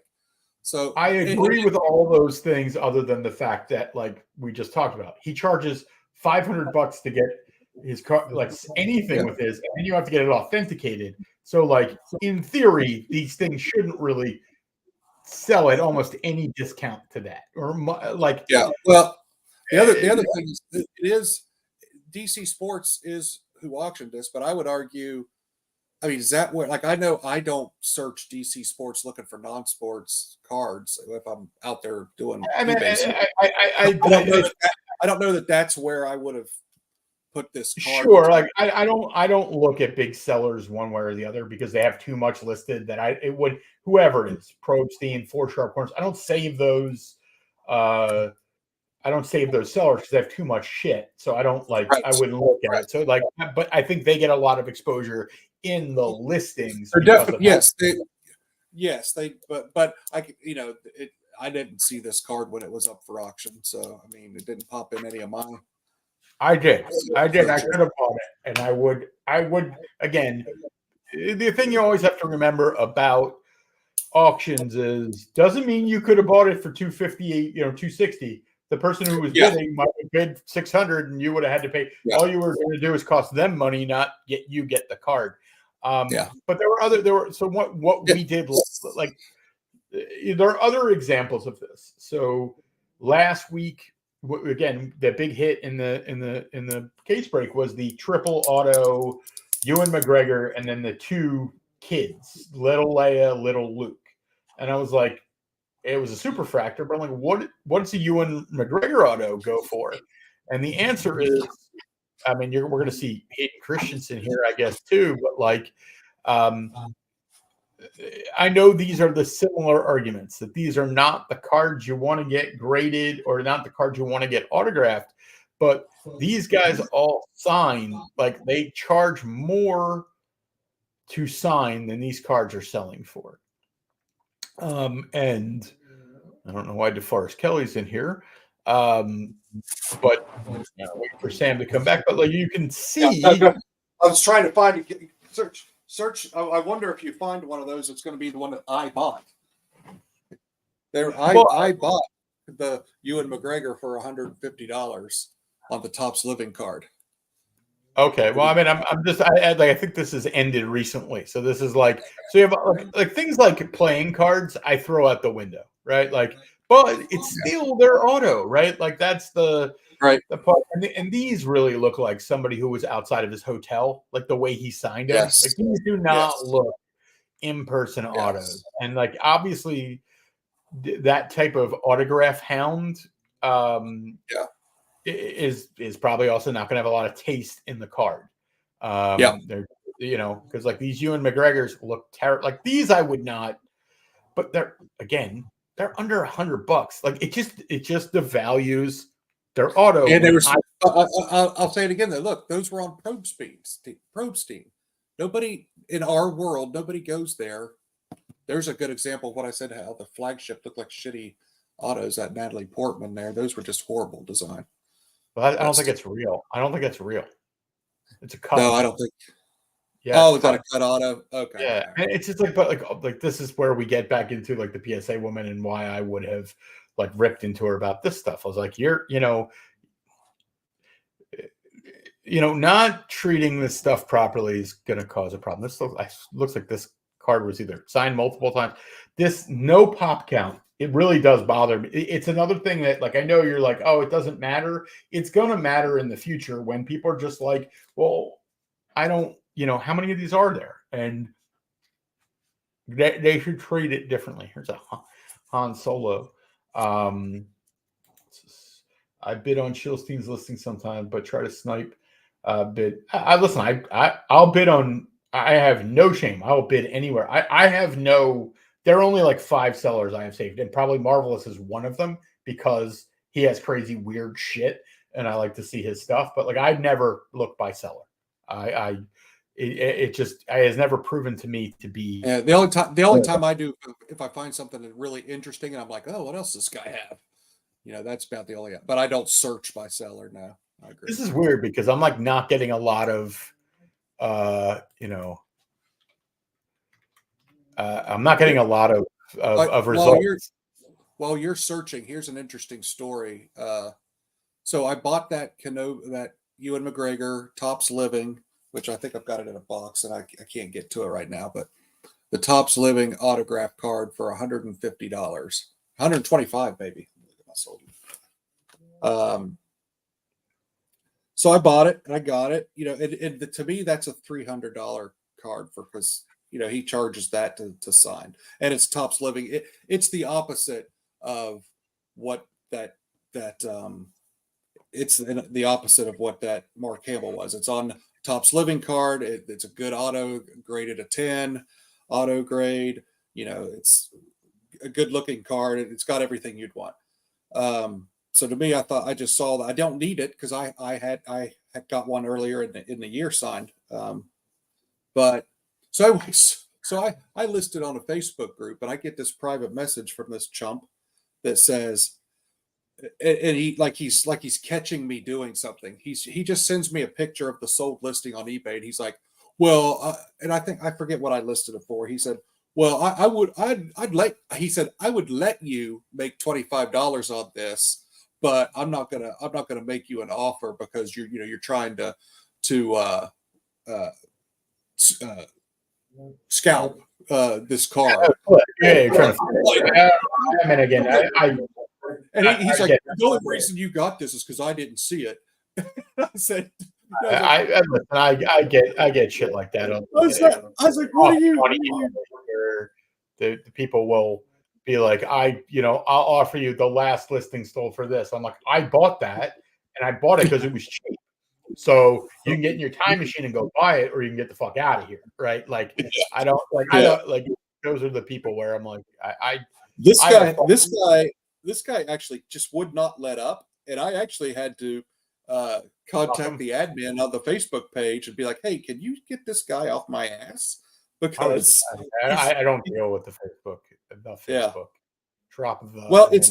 it's good and bad because you can sell stuff and not pay fees, and generally, 9 out of 10 people are fine, and you can actually make some friends and acquaintances in a hobby that way. But man, this guy, I mean, and it just like the mentality. I was thinking to myself, I mean, like if he would have just come at me with a, hey man, would you take this? Would you take $125 for this card? And I'd have been like, no, sorry, no. Best I can do is Y. I mean, and then just go away. Just make me an offer on what you want to offer for the card, and I'll either accept it or decline it. Don't come at me like I'm some sort of trading card criminal because I'm trying to make $75 on a card I thought was listed for too cheap. I mean, that's how the hobby works. I wouldn't. It was unbelievable. I don't like, again. I don't have a lot of patience for those people because, like I said, like you're telling me that you like the sold listing because it was cheap. That's your point. So go fuck yourself. Like that's my. So let's see. So I had it. But I mean, I'm continuing to see I just here's the Hamel that sells for $2,400. I know you own one, JB owns one. In no world would I be buying that card at $2,400 right now. No world would I be sure $1,500. I don't know. I'd almost sell mine for $2,400 if someone wanted to give it to me. I mean, like I said, our buddy Dan was in it. So I don't even. You were on that call where Dan was on. Were you? Yeah, I was there. I was like, Dan, buy a Luke number 1. I'm like, do you have one? Take it with you. Maybe there'll be extra tickets. He's like, no, there won't. And then there were extra tickets, and I was like, you could have just printed $500 by having that card with you. And again, I don't think Hamel was signing anywhere up until last year, and now which is part of the craze with Hamel is there was for 10 years it was next to impossible to get an autograph from, and then he's done 2 signings in the last year. This is the third one, right? This wasn't the mail-in one, right? Like this was just a different one. No, so right. He did a mail-in one. This was an in-person one. He had done the private signing. He's done 2 mail-ins. Like again, you would know better than me. I thought he did 2 with SW. No. So he did 1 mail-in with, I think it was Official Picks. I think is who it was. Might have been SWAU. I don't know. Anyways, he did one private signing, and then what they do is he did this Chicago Expo. And while he was there, he did another 3 hours, and you could mail in stuff to the same company and do it. So he did so it was really 1 more signing, but okay, so it's only 2. I thought this was separate from the most recent. So it's not. Again, no, the second mail in opportunity was for this past show. So in other words, while he was behind the curtain and everyone was waiting in line, he was in there signing shit. I get it. Yeah, again, I get it. Like Marvel's is saying that I hear about Jeff Wilson buying one of these. Yeah, I did. And again, it's good for the market. This is not, unless Mark Hamill dies, God forbid, in the next 12 to 24 months, the market can't hold on that card. What I will tell people is, if you're going to do it, grade the fucking card too. And I know people don't want to, but that's what will hold. Get yourself a 7 or an 8 of the card and pray to God that he certainly a 7, because I think that's what will hold, is that now we're going to have all these authentics and they'll get 10 grades, but how you'll separate the men from the boys in the future is going to be how good is the card. And that's not at all what is going on right now, but that's the only piece of advice. For autos, it's how good does the auto look. Yes, you don't want a card with creases and corners and all of that, but as long as the card presents well, the key to the card and the key to the value is how good the autograph is. Sure, but it has been my and in my opinion, if you have a PSA 5 or a PSA 6 77 number 1 with a 10 auto grade, to me, that you're in danger of that lowering the value of the card rather than increasing the value of the card. Today. I understand what you're saying. Today. That is my point of view, is exactly that. Is like that's why people aren't doing it. They're basically saying, give me a centered, good color, and it's fine to me. But I think those will be commoditized like everything else. And then in the future, if you have the PSA 8 or somehow a PSA 9, you're obviously nobody's going to risk a 10. But I think if you had a PSA 8 signed by Hamill, it really could appreciate the value because it'll be super rare. If you have an 810, you have an 810, that's going to be definitely would demand a premium. I would almost have to crack it right 5 minutes before he signed it, and then lay it down myself and say, okay, sign it and I'll pick it up. Yeah, and an 8 costs like $800 to $1,200. I mean, if I was sending one, I would pick my best 7 and crack it, because the 7 that I was like, I might get an 8 if I resubmitted it. You know what I mean? Yeah, but you might get a 5. That's the problem with that card. You can always crack, like the auto isn't going to change, right? Right. So that's generally that's my point, which is like, hey, if we get whatever another 1,000 of these cards on the market, people are gonna look for ways to separate one from the other. And if they're mostly 10 autos, that's where I was going. Is that Mark Hamill is pretty like, I have a lot like Mark Hamill. Of course I like Mark Hamill, but I actually think he does this and tries. He understands how much people are paying for this, and he doesn't he doesn't put 2 fucking stars on it. He knows I'm supposed to sign here and I'm supposed to sign well. Now, does he always get it right? Of course not. But I think I bet you he's like 75% PSA 10 auto. Mm-hmm. The thing, though, the thing going back to saturating the market that you got to remember too is, though, even at all these signings and stuff, like you saw the one picture from the first signing that I posted, where of all the 77 number ones, there's probably 100 of them there or so. Right. Even if he signed 10,000 autographs this weekend, most of them were not cards. Most of them were 8x10s or posters or helmets or lightsabers.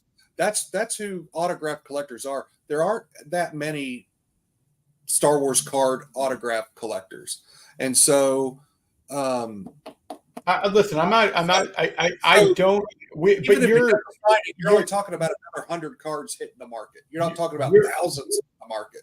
But you're speculating in a way that you're speculating one side, I'm speculating the other. I truthfully don't know, and I really don't know, and because the other part of it is like, I don't know, what does a lightsaber go for? Is it like if you could buy something for under 1,000, like $500, what is the thing that increases in value the most by putting Mark Hamill's signature on it? Like, that's the part I don't know. Probably an original movie poster. I had to guess, but I don't know. I wouldn't know either. Like, that's the point of me speculating, is I just don't know. And before he was signing, so like, this is a very clear thing, is like I said, because when people were buying the Hamill autos, like from Top Specs, I was like, the only Hamill auto I would want is this one. That's not entirely true, because I think at this point I might also consider a 63. May the force be with you, just to be different, right? It's a great card. It's just to be like for that. But I have no interest in any modern Mark Hamill. If you offered him to me for a right price, of course I would want him, and but not for what they sell for. But all these, apparently somebody got to Hayden Christensen and Ewan McGregor and got a bunch of shit signed by them. Although it also looks like these cards are selling over and over again. So the idea of somebody shilling them, and either they had multiple of the same, who the fuck knows, right? Like, but you were the one who told me that like Hayden Christensen charges like $300 to sign, or $2 to $3. I can't remember off the top, but more than $125. More than and Ewan is closer to 300. Yeah, at Celebration, I think he was 300ish or so. Yeah. Yeah, I mean, Again, I'm not. I'm on the outside looking in, and I'm like, do I care? This is I always use the same stupid fucking analogies. Like you go to a restaurant and you ask your friend who goes there all the time, what's good? And they say the fish. And you're like, I don't eat fish. And it's like, I can't tell you the fish is bad because I don't eat fish, right? Like, so I'm not going to order it. And it's the same thing with the autos. You're telling me these autos suck. I can see it. But you know, I don't collect them. So like I don't really disseminate like the actually excellent. This one here is like I think that's an awesome looking auto, right? Like that she has like one of the best autos there is. I don't think that. Well, I don't think any when you were talking about Hamill caring about what they're doing and they understand and realize that it's important and that they need to sign in a certain spot and in a certain way. Ashley is the queen of that. I mean, she knows like this picture behind me that she signed. When I took that to her, she's like, "Oh, I've never signed this. I've signed the cards before, but I've never seen this print before." She's like, "I've never signed this before." I was like, "Yeah," and I explained to her that I had the artist sign it too, and yada yada. And she was like, "Oh," she's like, "Well, here," and I had two of them at the time because I got one signed for JB, and she said, "Well, here, this is the first one of these I'm signing. Let me put a number 1 on it." So she put a number 1 on this print. Yeah, that's awesome, right? Like because she gets it. She knows. Well, Now and that also might that's a totally different like experience. Like you're literally taught like to me like the idea of collecting these and going and meeting the person and get like it's like it's not something I do, but I understand that is the difference between that and mailing something to just have it are two different things, right? Like I mean, for nothing else than that, it's like let's say I got Hamill to sign something. If I got him to sign something personally, I almost would assuredly take a 63 because just like I'd want to be different and in like the idea of maybe I could get him to inscribe it like if I had to pay for it if he would inscribe it that's extra. That's usually about $100 extra for an inscription. Which is right. But it is what it is. A market is a market, and here's a Hamill living. That is something I certainly wouldn't do, but and that looks like what you got to understand is there are people, and myself included now, that are collecting that set of cards because it's such a great set of cards, and they're getting as many of those autographed as possible. This Sunday, I'm driving back to Columbus, Ohio. I was just there today. It's 2 hours away. I'm driving back this Sunday to get this card signed by Daniel Logan, who's played the young Boba Fett. He's going to be at a toy show. So I'm going to go get this signed. Put people to sleep. He's collecting Daniel Logan Star Wars living. But what I'm telling, we talk about. But I wanted to point out with this Hamill for a second. Like I get your point. I get it. Like I mean but like this Hamill does not look like it was from a signing. You know what I mean? Like this does not look like. Or it was at the end of the day. Because you got to remember, he's 74 years old or however old he is. Is he really? I mean, the marker doesn't look thick. Like it just doesn't look like a signing, right? Like I don't know. Like if you look at it, almost all of his other autographs, it looked like all those Anakins, all the Haydens, and the Ewans. Like those are street autos or I don't give a fuck autos. That's yes. Like, I agree. This is I just think this is outside of somewhere, and that's as fast as I can sign this auto. And I don't think, like I said, I don't think Hamill ever does that. But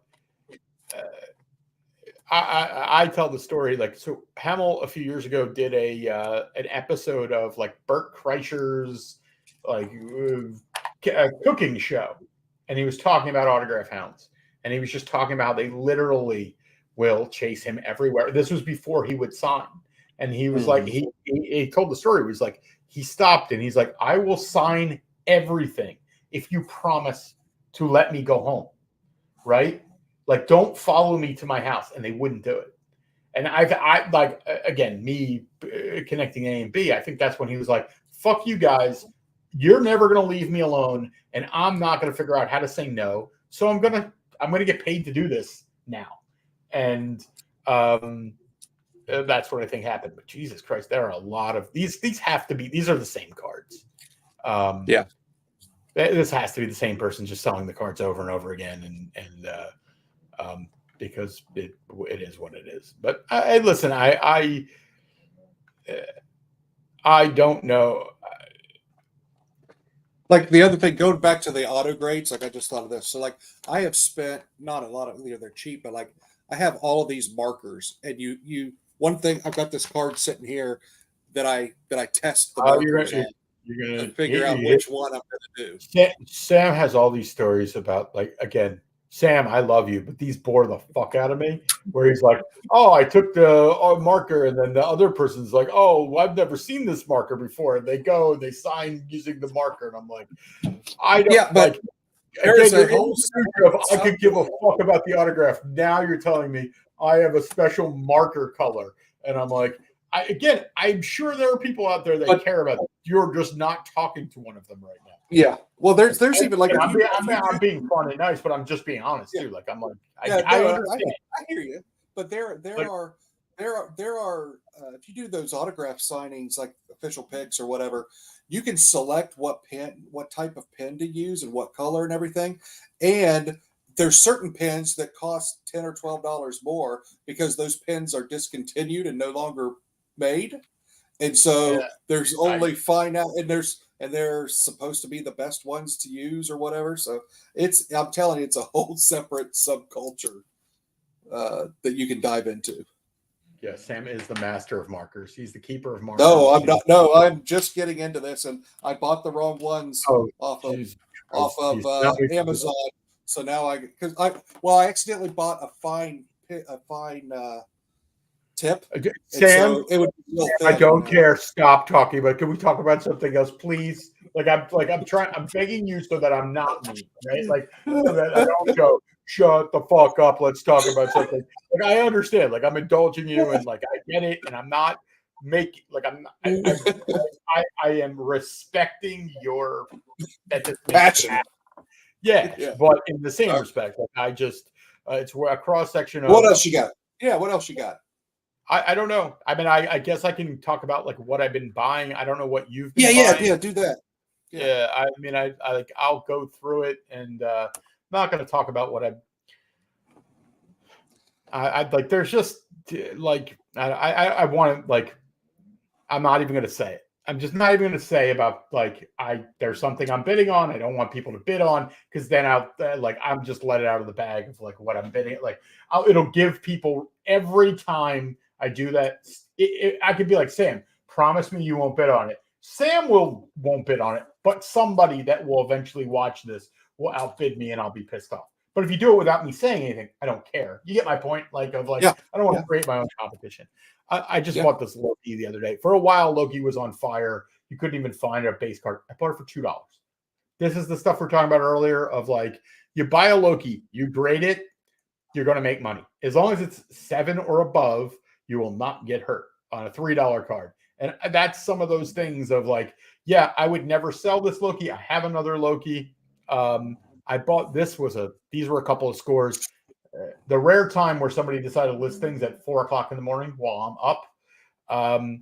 This is one of my favorite. I have so many favorite Rogue One cards, so I'm not going to be it's a cool card. That's cool. This is the Vader, at the end of Rogue One, staring at the ship. This is out of 100. I bought a Series 2 set mainly because I couldn't get this card. And I was like, I'm doing the math. I paid $200 for the set. And I was like, this card's $50 to $100. And because I've never seen one, obviously I look for these a lot. And it just popped up for $4. I was like, fuck that. Obviously binned it right away. Which is why you can't find them. It's because they're in somebody's box or album and they don't think they're valuable. They should be. That's an example of a card that every Darth Vader collector should want. Right there. Yeah, that's a card every Darth, and most people would want it if they saw it and knew it existed, but because there's only two a year that get sold, it'll never pick up steam. And it looks like this one's kind of beat, like it has a beat. I don't care, like $4. Like I mean, I like that. is an act like you can. I don't know if I did any videos when I bought this, but I said exactly this, which is I wanted this card and I never saw it for sale. So I am grading mine, or I'll grade this one. So one will be for sale. This looks like it would probably get like a 7. So I don't know. The other one I have looks like it'll get a 10. But that's part of where I'm at. Is like I don't know how I've been trying to sell cards that I am a little more attached to lately. I think it's a healthy thing. But I love this card. We couldn't have been more stoked to buy it for $4. Let me see if I'm trying to figure out what the hell. The same person had a Mon Mothma, more money. You don't really see Rogue One character cards numbered for sale very often. $5. Like I didn't do the best offer. Like I didn't try to best offer these cards. I think and they even wouldn't combine. It was free shipping. I thought it was like for somebody recently where I was like, I wonder if they'll combine shipping on these two things. I hope I get these cards. That one looks pretty good. It's Mon Mothma, a PSA 9 recently auctioned for $20 on 4 Sharp Corners, mainly because I couldn't bid on it because they banned me long ago. Because I'm a shill and I'm a cheat and a liar and all those other things that I which is why I picked up this 4 Sharp Corners flashlight at the National just for you. Yeah, they should. So this was something else. So this, and I just got these today. So I don't want to destroy my Doc Brown. So that my whole video is about Doc Brown. But so 1993 Skybox Simpsons is the first character cards of Simpsons. They have the 1990 set, which you have stickers, which are meh, and the cards are all scene cards, and they're nice, but they're not the characters. And I've been grading these, and I own this like in a 9.5 SGC. I've graded them, and I bought this was listed at $100, and I offered 50. I was talking to Sean. I was planning on hitting buy if they didn't accept the offer. So this person, sorry to say, like cost themselves money because I was going to buy this card at $100. That one was $100. I offered 50% on both these cards. So the Barts, like some guy has been selling them, I think faking them, like because he has this one sale like $4.99, one sale of $200, but just like a card I love, not easy to find in a 10. $50. Fuck that. Homer, you never see Homer. Never see Homer in a PSA 10. So they're right here. Like they're up for sale, automatically already up for sale, but like quadruple the price. If somebody wants, like there are no Homers for sale. So I was very glad to find out there are 40 cards in this set. I thought there were 20, and I already have like 5 or 6 in 10. So I was like, oh, fuck, I'm getting, if I have 7 of these in 10 out of 20, we're going for it. And I didn't. So love those cards. I can't tell you. No, those are good cards. You a Simpson guy? Nice. You Simpson guy? I like the original ones, but they're just because they're the original ones. But I honestly have never really looked at that set. No, those are cool. Those are cool. Yeah. This is not one of those. Hey, I need to talk you into it. You should like what I like. Those are cool. If I paid the asking price, I would feel like I have to talk you into it. Like at these prices, I'd smash buy a PSA 10 for $50 all day. Yeah. Hey, and again, quick question for you on those Rogue Ones. Did you send that dude a message and ask if they had others, or just out of curiosity? I looked at their other stuff. No, I should have. I looked at their other. Like that's the kind of person that's got a whole set in the closet, with an inch of dust on them. Yeah, I don't think they have a whole set, but they might have some golds. I probably should. It's like you're gonna make. There you go. Do it right now. You do that while I go take care of this stupid cat one more time. Yeah, he has some. Let's make sure he didn't list any more that I need to buy. Oh, here, this is. Why didn't I buy this? How many do they have? So okay, this is like. I don't know why people are still watching at this point, but we'll leave this out there for somebody else to buy. This is possibly one of my favorite cards. Fuck you guys. I'm going to buy it. These corners are beat, but you're not allowed to have it.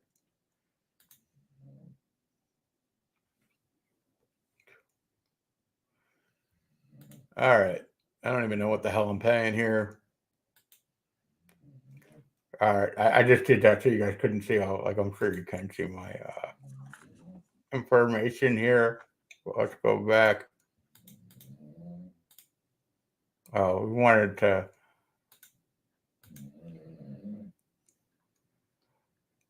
Contact seller.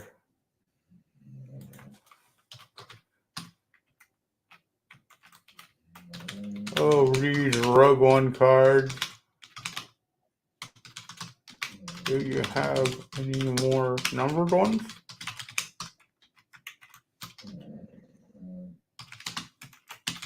I'm so lazy that I normally wouldn't do that. But I did it. You're welcome. You're welcome. By the way, when you hit the jackpot.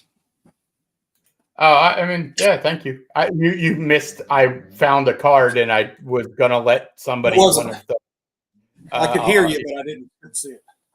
It's this card, which is one of my it's one of my favorite images. It's Jin, Cassian, and K2SO infiltrating this. It's like the only image of them dressed all together as the Empire. It's actually probably my favorite image. Which was that image in the movie, or is that one of the cutscenes? Because I don't remember that scene. I don't know. The answer to that is I should know, and I don't know. You like that's the thing of like I don't know the difference. I don't ever remember Jin having all this shit on, so probably, but I still love it. I love the Cassian in the Empire outfit, and I think K2SO is another one that is just wildly unappreciated. And you can get K2SO. There's some K2SOs from this seller up there. But these are not like you can get the golds for $8. And by the way, like other people might want these cards. I don't know anything about the rest of these, like 2017, anniversary shit. Like usually if somebody has those medallion cards are awesome. Yeah, I know you love it. I have like a stack of medallion cards that I'm like gonna send to ComC if I can. Oh geez, man. Like, all right. We're going shopping now. All right, well let's look at their stuff. Oh, all right. Motherfucker. Oh, this is I hate when you cost me money like this. This happens every time we do this. Oh, cost you it's $5, man. Yeah, it's a serial numbered fucking Donald Glover. Yeah. You're right, and that's how's that costing you money? I'm making you money. Eventually, but I have to you have to sell to make money, right? Like we'll type in your favorite Ahsoka, like Rogue One. This looks like the extent of the Rogue Ones here. Lots of medallions for. You have the poster ones. There's a set of Rogue One like inserts from Series 2 that I wanted but refused to pay for because they're expensive. Isn't that the one? Didn't I send you that set? No, that was it. This is a different one. This one's the movie poster one. I appreciate that. There's a movie poster one, which is harder to get, and it just comes down to that. Like, if I can buy serial numbered cards for less than inserts, I usually tend to buy the serial numbered cards. So, but yeah, this seller seems to have some serious. What the hell is Nickel City? Never heard of this. Like again, there was I believe an Ahsoka card that I wanted to ask people about and I knew that I couldn't. Meaning, I don't know what Nickel City Cons. This is a special card. It was like a yogurt card, 2008 yogurt card, like it's like real tiny, like a square. You have them? Okay. Yeah, I have it. I have one of them. I don't know. How do I go to the ones that ended on here? Because I only ever use the of your watch list. Okay, scroll back up. Okay, right there where it says status. Oh, and there we go. Because I only use. I only know that because I just figured that out the other day. Yeah, I was watching that Hamill. Like I could have bought that. No, I here it is. Yeah, it was like $40 for the set in the shit. So I was. Yeah, that's someone did good buying that, probably. I mean, but I'm a you know, bad friend. I'm a bad friend no, on that no. one. I I'm a mean, bad. Well, no, I'm about I, like because I was definitely agreed on this because I was like, it was during where there's somebody out there buying Ahsoka cards. What do we got? We got new watcher. I collect UFC hockey, little basketball. Just started Star Wars the Chop. I'm not really into it for money, but what I like, awesome, man. welcome, Like welcome. just welcome. Like there's an You picked infinite a, amount of fun Star Wars stuff to get out there. So like if you have characters you like, man, there's like it's like when somebody's like, I've never watched Game of Thrones, and you're like, oh man, how I wish I could be somebody who's never seen it so I can watch it for the first time. So like I think there's a lot of cool stuff. I would really push you a little like to look 10 years ago. Like that's like if you collect modern cards, like serial numbered, you like that's where you can kind of like it's like the good part of the Venn diagram where it wasn't overprinted, it's fun to collect, but again, depends on what you like.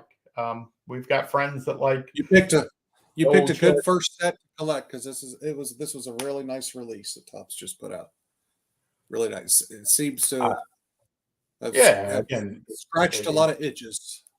yeah, and if you like to collect and you like to buy single, like if you like to rip, hey man, it's like there are also lots of cool things to rip. Like man, like I don't. Everybody has their own. Like I like to do it for this. Um, that's why Sean sent me the Force Awakens. Like I'm not a big Force Awakens guy, but if you look at the auto checklist there and the number of boxes, like the likelihood of hitting a Harrison Ford in that set is significantly higher than in the current Chrome or probably almost anything you can buy at that price. And also, hey, that's the only movie that Harrison Ford has ever been in. I'm a guy who likes cards from the TV show or the movie set release related to it. It's the only one he's ever been in that he signed for. So, like again, Sam sent me that gold card. That's the only serial numbered Harrison Ford card from a movie, right? That's it. It's the only one. Like, I mean, like obviously there are 351 serial numbered cards of Harrison Ford from a movie, from the original set, and that's one of them. So, anyway, so what else? So I bought those Simpsons cards. Love them. Like I really love the 93 and the 94 set. If you're a Simpsons person, like they get into like all the like fun characters. Like I'm a big Krusty the Clown guy. So I have a Krusty PSA 10. I've got a Mo PSA 10. I've like, again, I'm Jewish. Don't hold it against me. I have Rabbi Krastovsky PSA 10. I think there are only two of them in existence. So like Sideshow Bob. I've got a Sideshow Bob. Like it's just shit I like. So this, I think you got into this a little bit, like the Breaking Bad stuff. I've got a PSA 9 in that. I've got a 10 of Gus that I pulled out of myself. I bought a pack for $5 at the Cincinnati Comic-Con and pulled a Gus and got a 10 on it. I mean, I have a 9 and it's up for sale. I had recently sold a Heisenberg. So there's two of Bryan Cranston that people collect. This one, which is Walter White, and there's the Heisenberg one in the hat, which it seems to be people like it almost as much. But I kind of like this was a simple. There are rabbit holes I've gone down before, and I think I've discussed, Sam. Like Sopranos, Walking Dead, Breaking Bad. Like they didn't just make a lot of these cards. So like there were only two Walter Whites for sale, and they're $15. And my feeling was, yet again, if I get an 8, I'm not going to lose money. I'll be in it for $33. I can sell it for $40 pretty much all day. If I get a 9, it's $100. At 10, a few $100. These are flip or keep, right? Like I don't have a problem being into a slabbed Walter White card for $33. So it's a measured version of you and your Ahsoka, right? Like of I don't know what an Ahsoka Raw costs anymore, but like it's that. So $2. This was another one where I was listing this card for sale. This is 2014 Upper Deck serial numbered out of 99, the Falcon. Super rare card. They only made 2 serial numbers in the set. They made out of 25 out of 99. This is going to be Captain America next year in the movies. This is out of 99. Really hard to find. The out of 25s I've never seen for sale. I own, I think, 4 or 5 of these. So I was putting one up for sale. You get where I'm at with this. $5 for a guy who's going to be Captain America this is his rookie serial numbered character card, man. Just $5. Like, what are we even fucking doing? Like, just you buy it. I think it was free. It was free shipping too. I mean, you know me. I love like some. Someone wants to sell Mike something, just tell him shipping's included. Yeah. It's all over. Well, I mean, I've always said this is like, I'd rather it be a $5 card with free shipping than a free card with $5 shipping. I'd rather the money go to the person with the card. And by the way, most of these cards I haven't got yet because a lot of them are free shipping and whatever. And then I sold the Heisenberg, right? So I sold a Heisenberg for like $90. Really cool person from like Europe. It's like I got a stupid eBay message where the person was like, hey, wait, who's your daddy? Got something here. I'll bring it up here. But pick up 2 hobby boxes, pulled a Lando sketch auto, but the auto cards in them aren't good. Yeah, I mean, hey, it happens. I really like it's a lot of fun to rip. I just like, again, if you don't care about the money, it's heartbreaking though too. Yeah, well, it's just like, it's also like I ripped the box. It was very depressing. Like, it just, if you like the cards, like, just try to like at the very least balance it. Like I've mentioned many times that I'll buy a hobby box and strike out, and then I'll go spend $30 on a hit that I would have really liked. So instead of buying a hobby box for $120 that I hate, I bought a hobby box for $150 that I like. So it's just, again, a strategy that I employ and I recommend. So like again, enjoy. Like there's so much fun Star Wars stuff to look up. Go ahead. Tell him to like and subscribe. You need to like and subscribe. Like and subscribe. Yeah, and I've got if you like grading, you're gonna love the video that comes out where I expose the goddamn sons of bitches. So okay. So again, you're going to see like a very simple philosophy of where I'm at with buying, which is that if I can buy a rare-ish card, and this next thing I bought, we were on a call with Dan the Comic Man, and I just smashed this. Ryan Reynolds, Deadpool. There are 4 graded. I'm sure JB has 37 on his way there. There are 4 PSAs there, but I sold mine. I sold my 8 and my 7, and I did well.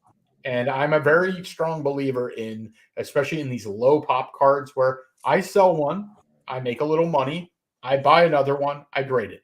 Doesn't mean I'm going to get a better one. Doesn't mean I'm going to get a worse one. But it's a simple method to, it's one of the few ways that I can sell cards anymore. Because the cards that I really think are rare, I don't accept the price, right? Like this, my investment in Marvel is not like when you were going back, you were trying to pick on my Marvel investment. And I was like, it's not apples to apples. Well, not just you, but just in general. No, but the truth is look, when we talk about Jason Sindula, like that's closer to what I'm doing with Marvels. I think I'm like my price point for some, like, again, I'm going to be in this card graded for $24, right? $24. Like you just, sure, I can get my ass I can get my ass quick, $24. But the upside of that card next year, $500. Like, I mean, they're real. Like, number one, I'm going to own most of the supply, but same holds with these Deadpool. The Deadpool, this is Rittenhouse, the absolute end boss of non-sports cards. They make the best sets. This is 15 years old. This set. There are only a couple left up for sale. So, and they wanted more money. So like, these are not easy to come by. Like if you bought a box of this shit, I think we did the math. I think you get 1 Ryan Reynolds card per 3 boxes. These boxes would be like $800. So like, all my shit is math based, right? Like even when I'm complaining about hobby boxes and stuff, it's really always about math based. So I bought that. All right, this one I'm like, let's just say, I'm not even going to talk about it. I'm just going to go past that. Like, don't even look at that. What I just bought there, folks. It's like, here you want to scroll by it. None of us would have known any different. Yeah, I'm I'm too honest. Like we talked about, like why I can't interview the. Feel like better. I didn't see it, so that's all right. Yeah, somebody will look back at it, but like, like it's not even a big deal. I mean, I bought it. Whatever. Like, there's like, all right. Well, I don't fucking care. Nobody's watching anymore. Nobody watches. It's Walking Dead. All right. So it's Walking Dead season 1. Guys, I cannot explain how fucking rare these things are. Like, end. Like, I just sold a PSA 10 and I hate myself for it. I saw Rick Grimes, PSA 10, Walking Dead season 1. I know there are people like, I know Sam's, we've talked about it before. You didn't like Walking Dead. You didn't, I've never seen it. That's what, yeah. So like, I don't like it. I never saw it. I liked it. I think the IP is huge. Like, so I did the exact same thing. I sold it. I did really well. By the way, I graded 2. I got a 6 and a 10. So I don't think I'm going to buy the set. By the way, it's already here. I have the card. I don't know what it's going to get. It looks better than a 6, but we'll see. But I might be trying to buy more. Do you want to talk about something that, Sam, you'll know that this made me want to commit suicide. I just sent out an order of PSA, which we can talk about in a second. But when you send an order, you ordered supplies. Whoa, look at you! $18, man, $18, and I got them. And I went to open them up and went to get rubber bands to put the PSA order together. I had a full fucking box of these things. I had 150 of these. I'm like, God damn it! I'm like, okay, all right. Like shipping. It's like I'm wasting money. Yeah, but you'll use them. Okay, so I just had this conversation with my wife today at the grocery store. Cat litter. We needed to buy some cat litter. She had a coupon for $5 off this box of cat litter. Limit 5 boxes. I said, well, we're getting 5 boxes. Well, we don't need 5. I said, but it won't go back. We will use 5 boxes of cat litter. So why not save the 5 boxes? It'll be fine. It is a fair point, except, again, I don't want to go into what the analogy I was going to use about the cat, but like, they were where they were in my room because I swore off grading ever again. Right. And so the idea that I am going to grade 350 cards ever bothers me. So that was that's part of the reasoning. It's sure they're not going to go bad, but part of me hopes I never use them. So there's that. So anyway, that was, I get you. Yeah, but you know me with like wasting money. I've gotten real better. Next time you send me a box, throw me a package of those. You got it. You got it. No problem. Now I know what to give Sam. This was a card that so listen, we're all in the same Discord group, and I have to drop the link because I love getting more people in there. I love people being active, but we're all competitive. And sometimes we often collect a lot of the same stuff. So like I mentioned earlier about those Ahsoka yogurt things or whatever they were, it was like I could ask, but somebody like what I should have done was just sent you a message, right? Yeah, because instead of posting it in public, because if you post something in public, it's fair game. So there are times that there's a card out there where you're like, I hope nobody knows about this because we have gentlemen's auctions sometimes. Like if it's there's some people, I don't know if you do this with Ahsoka collectors. I do it with Rogue One where we're like, hey, I know we're both after this. Where do you want to be? I'm not going to bid you up. Like, I don't know.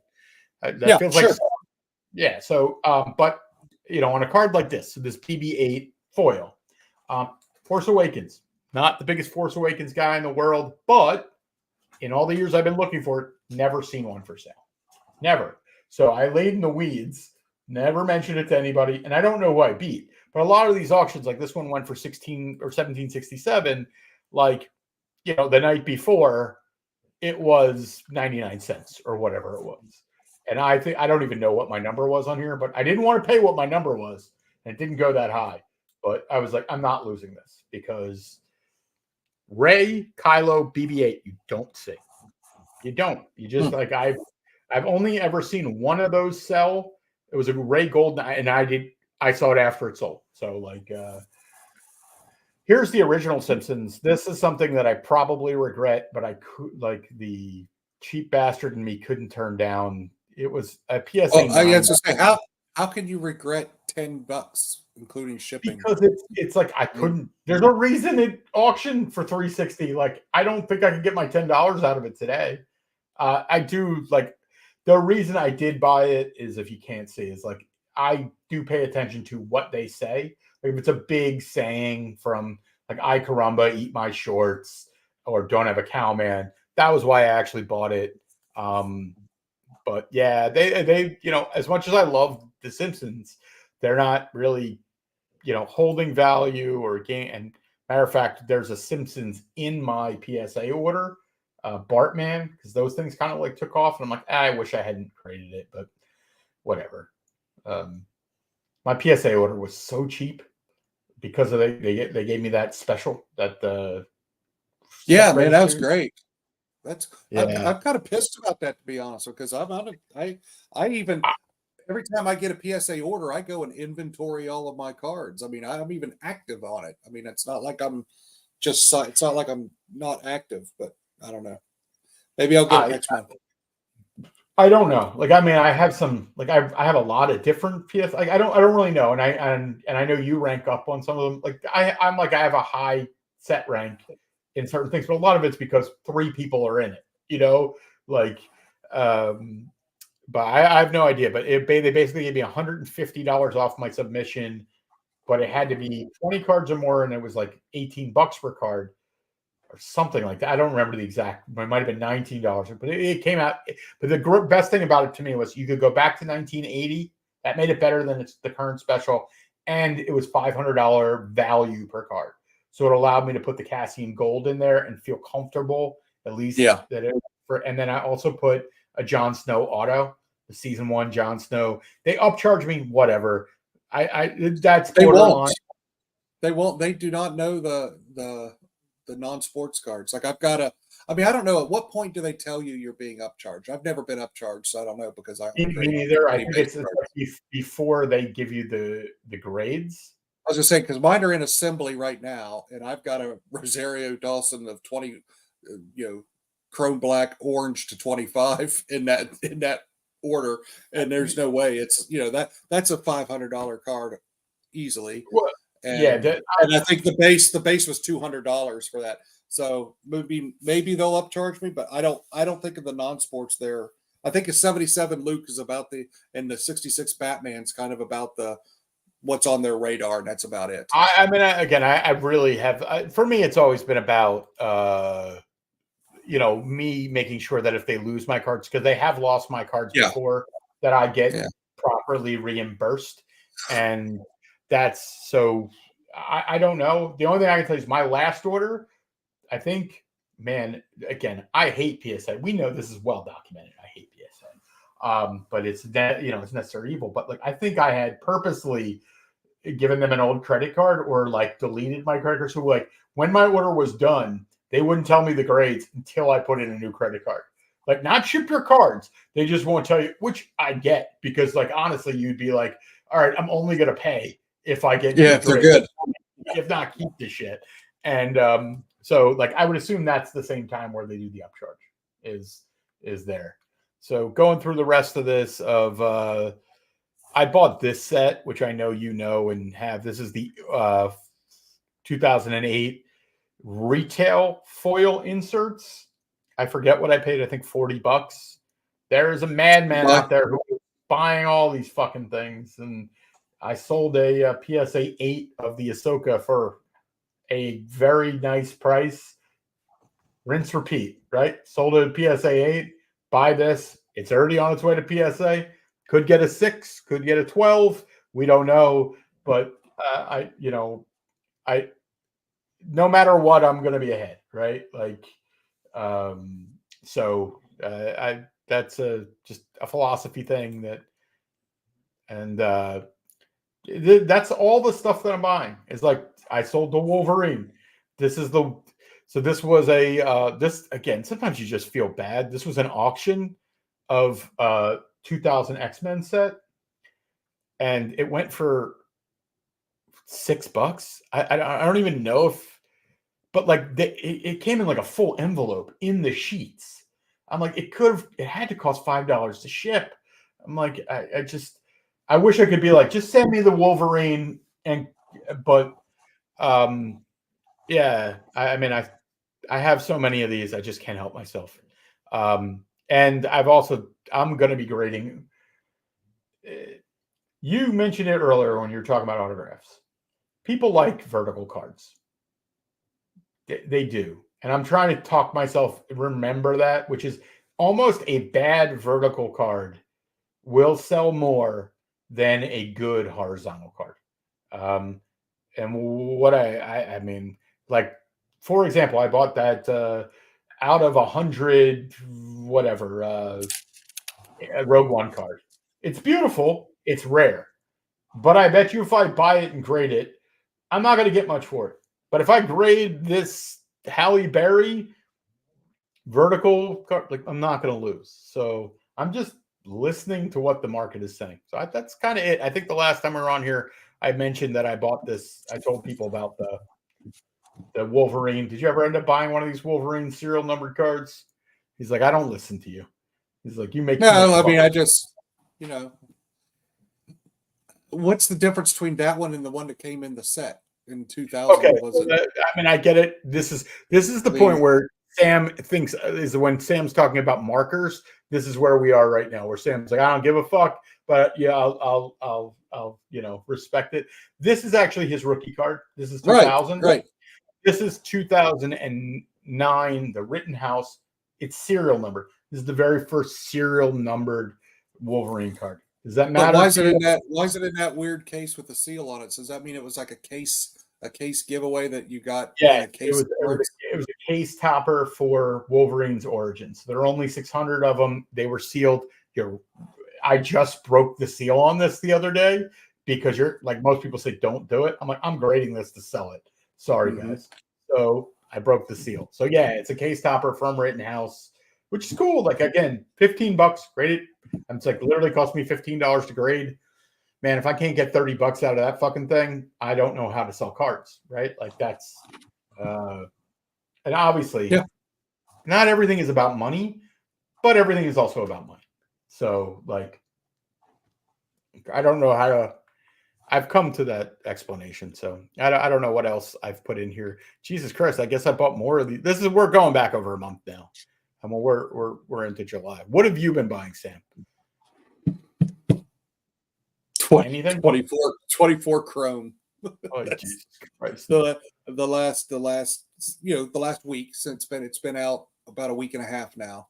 I'll tell you though, it's been out a week and a half, and it's not slowing down. Everywhere you like, all the GameStops are sold out of the hobby boxes. You can find retail boxes at some GameStops. Not every GameStop got them, but the boxes are almost $200 for a hobby box of Chrome now. It's almost $200 a box, which is insane. Is it really? You fucking degenerates. I'm serious. Here's by the way, if you go on Whatnot and look at the future streams and stuff of what people are going to be breaking to all day tomorrow, Saturday, it's all 24 Chrome, 24 Chrome, 24 Chrome. I found a nice what I did this week, and I hit a couple times, was instead of buying the 16 case break for $600 or $800, I bought into a box break for $12. Odds honestly are about the same. It's the multiple. Like I said, it's all math. Like it's all math. Right? When I say odds, the odds of making money are about the same. It's expected getting the odds of getting the card versus what you paid. That's the I did a box break where I forget the name of because everyone does the teams a little bit different, but this was basically a Rogue One or a Andor theme. Had Cassian, Bix, the droid, Fucking Rampage, Mama Dave. Andor, all those guys.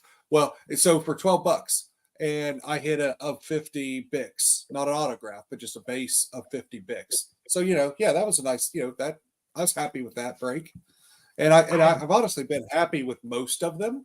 There was been a couple of strikeouts, but for the most part, it's been okay. But yeah, that's all I bought lately. I mean, I get it. Like I like listen. As much as I rip on the breaks, like I look at them. Like my issue is the cards that I like.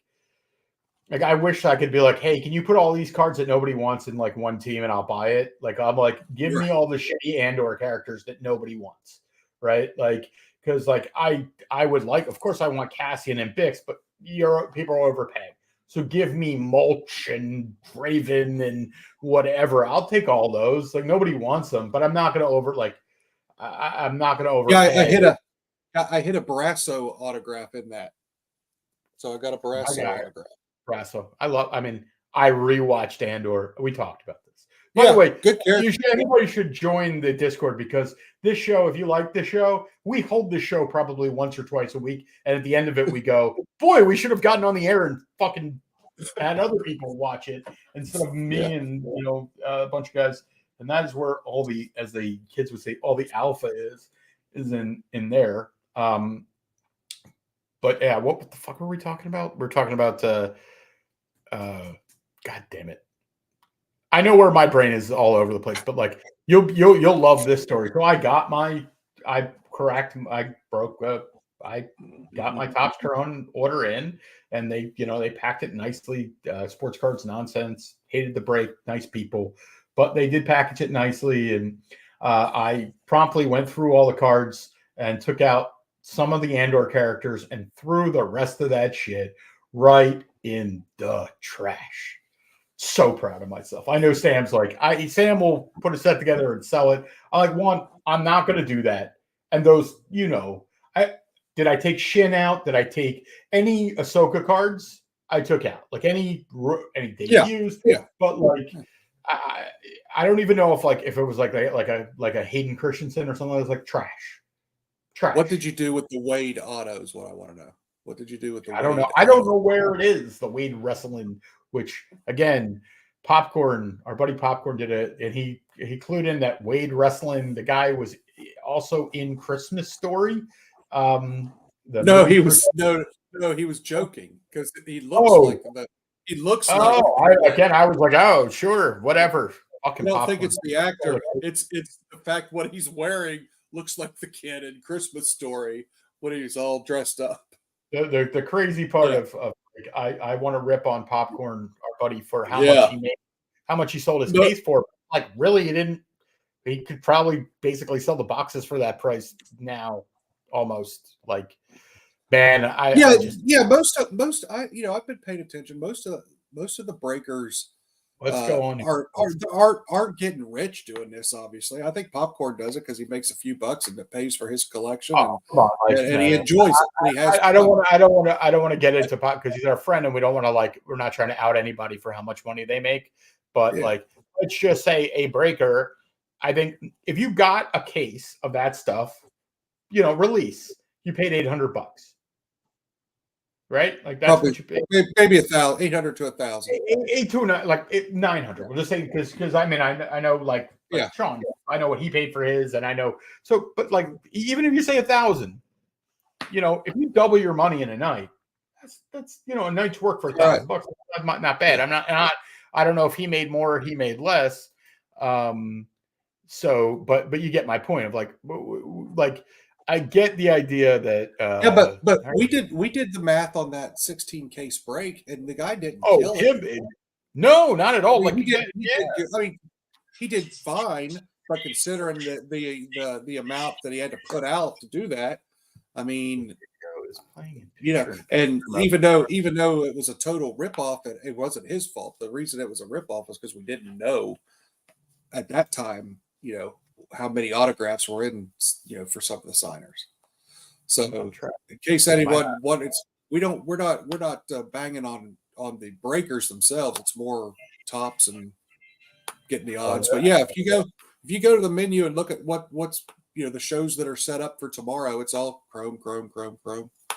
Although it is starting to like this is Chrome Galaxy from before. It is starting to dry up. I was trying to like Amelia Pop somehow like in here like the turn the sound off and the picture in picture are like the same. But where's the I bet you I don't have my on the computer. I think you have to tap the screen or touch the screen with the mouse to get the words. Breakers the light right now from Mealy Pops 450. And I don't see do they even have hobby in here? Yeah, I think it's 210. Wait, they're not. That'd be right. I just don't like. But then this one says 275. So like they don't even have the picture of what it is. It's just a Mealy Pops picture. So I don't even know what that is. So as far as I know, it's again. So they still have some Breakers Delight then at least. Yeah, at $4.50 a box. Get the fuck out of here, man! Like, get the fuck out of here. They got 15 available. Let's just buy them all. It's just what's that going to run us? Like a good 7,000 for about $7 worth of cards. Yeah, let's do it. I mean, they're not ripping anything right now. It is also almost 1 a.m. and we've been on here for way too long. And this is why I recorded the other video beforehand, because I was like, nobody's going to want to watch the other video. Oh, Jesus. So I did to kind of come up with where some of the, we've been talking about how much they printed of this, but yet it's drying up, which is weird. I think a lot of it's because it just released, I think, in Europe either today or yesterday, because I was watching a couple of UK breakers early this morning. I was watching UK breakers, and they were all excited because it was brand new for them over there. They've been watching us buy it, and so 2 autographs guaranteed. All right, I don't even know what. This is so weird that like I can't hit the picture and put like it's not trying to screw me here. Like it's like literally just their desktop is so terrible that I can't turn the sound and the picture in picture button are on top of each other. So like I can't watch this without sound, which is what I want to do. But let's see, buy now. They've got nothing in the buy now. They've got nothing in the sold. Oh wait, they're bidding right now. The bid is it's all Oh, is that just a box break? It's for a box break? Yeah, wow. Yeah, but they have breaker. They have a case of Breakers Delight here, and this one's at $3. I don't think it's sold. No, I think they're putting it at bid at $3.99, and nobody's buying it. So, well, that's steep. Now it's at buy now, right? Well, I mean, Mealy Pop's one at $4.50. So, I mean, we know these are they're making a couple things. One is like from Sean, his LCS, who is a pretty big distributor, said they got more, right? There's a second wave coming. So don't think that everything that is going to be available is available. So, I don't know. Like what is this here? Big Kids Card Caves. All right, I got it off fast enough this time. It looks like they're. Well, look at this. It's got a Jin Arabesh out of 10 or something up there, right? Like, what does Marvel has to say? Watching while I'm sorting through and organizing bulk cards. Favorite show to have on in the background while I do this. Sipping some whiskey and root beer. Enjoy yourself, buddy. I'm finishing a cigar. That's awesome. Yeah, I mean, we try to entertain, like, but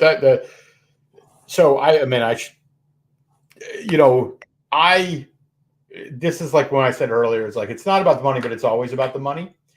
With YouTube, it's not about people watching, but it's always about people watching, right? Like, and the thing I did on Topps Chrome probably in the almost 2 years I've been doing this, probably the fourth or fifth highest viewed episode, maybe higher by now.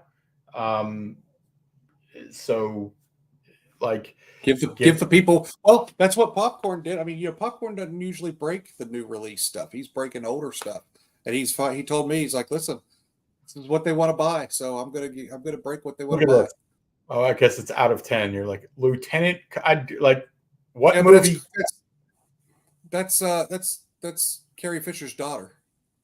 Oh, okay. So people collect her. I personally don't give a shit, but a lot of people collect. What is she? She was in what? She was in all the sequels. All the sequels. She had like one line in every sequel movie. I'm just really bad at characters that are just not important to plots, right? Yeah. Like Rose Tico is my line, not her sister. Do you know what I mean? I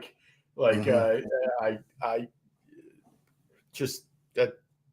I hate that the way that maybe I gotta watch him break. Is he like one of those breakers that like? I'm sorry, you have to look at the base. In Star Wars, you got to look at the base. And Popcorn, our buddy Popcorn, given his prices are the same as these people, usually I wouldn't tell you to break with Popcorn, but break with Popcorn for this stuff because he enjoys the cards. Ooh, there's a hit. There you go, a Frozen Fractor. That's probably a card someone would pay $300 for. Right, and this is out of a hobby box, so like this is not the. I bet you people would really enjoy what we're doing right now. This is like Mystery Science Theater 3000, where two assholes watching people break. Like, I don't even know if we're allowed to do this, but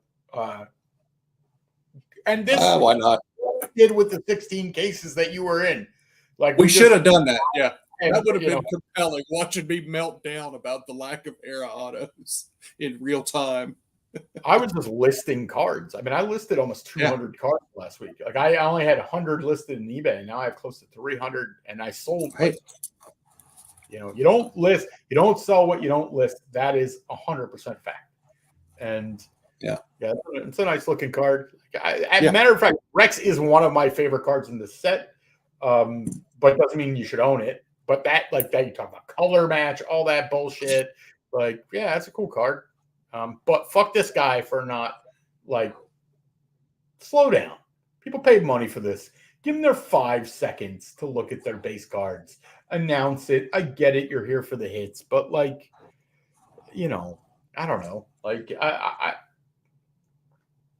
I don't know how I feel about it. It's like why I don't like breaking because, my only pet peeve with breaking is it takes too damn long for them to sell the damn breaks. It's like if you tell me the break's at 7:00, I want to see packs opening up at 7:15. I can't do this. Trying to milk every penny, which I get it. That's what you got to do. But I mean, it just dry. I can't sit there and watch. Now, if there's some sort of interesting conversation going on, but most of the time they got shitty music playing. Oh, like I wish there was. I know Popcorn will eventually get around to listening to this. Popcorn has some of the worst fucking music, and he's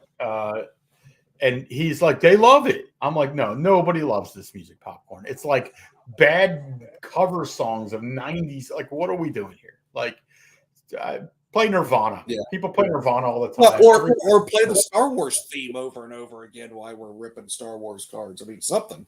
But I mean, it's not just that. Some people will have, I mean, it's all kinds of music, but I'm just old and cranky and I don't like any of it. But most of the time it's too loud and blaring. And, it's so anyways. That's I don't watch most breaks because of that.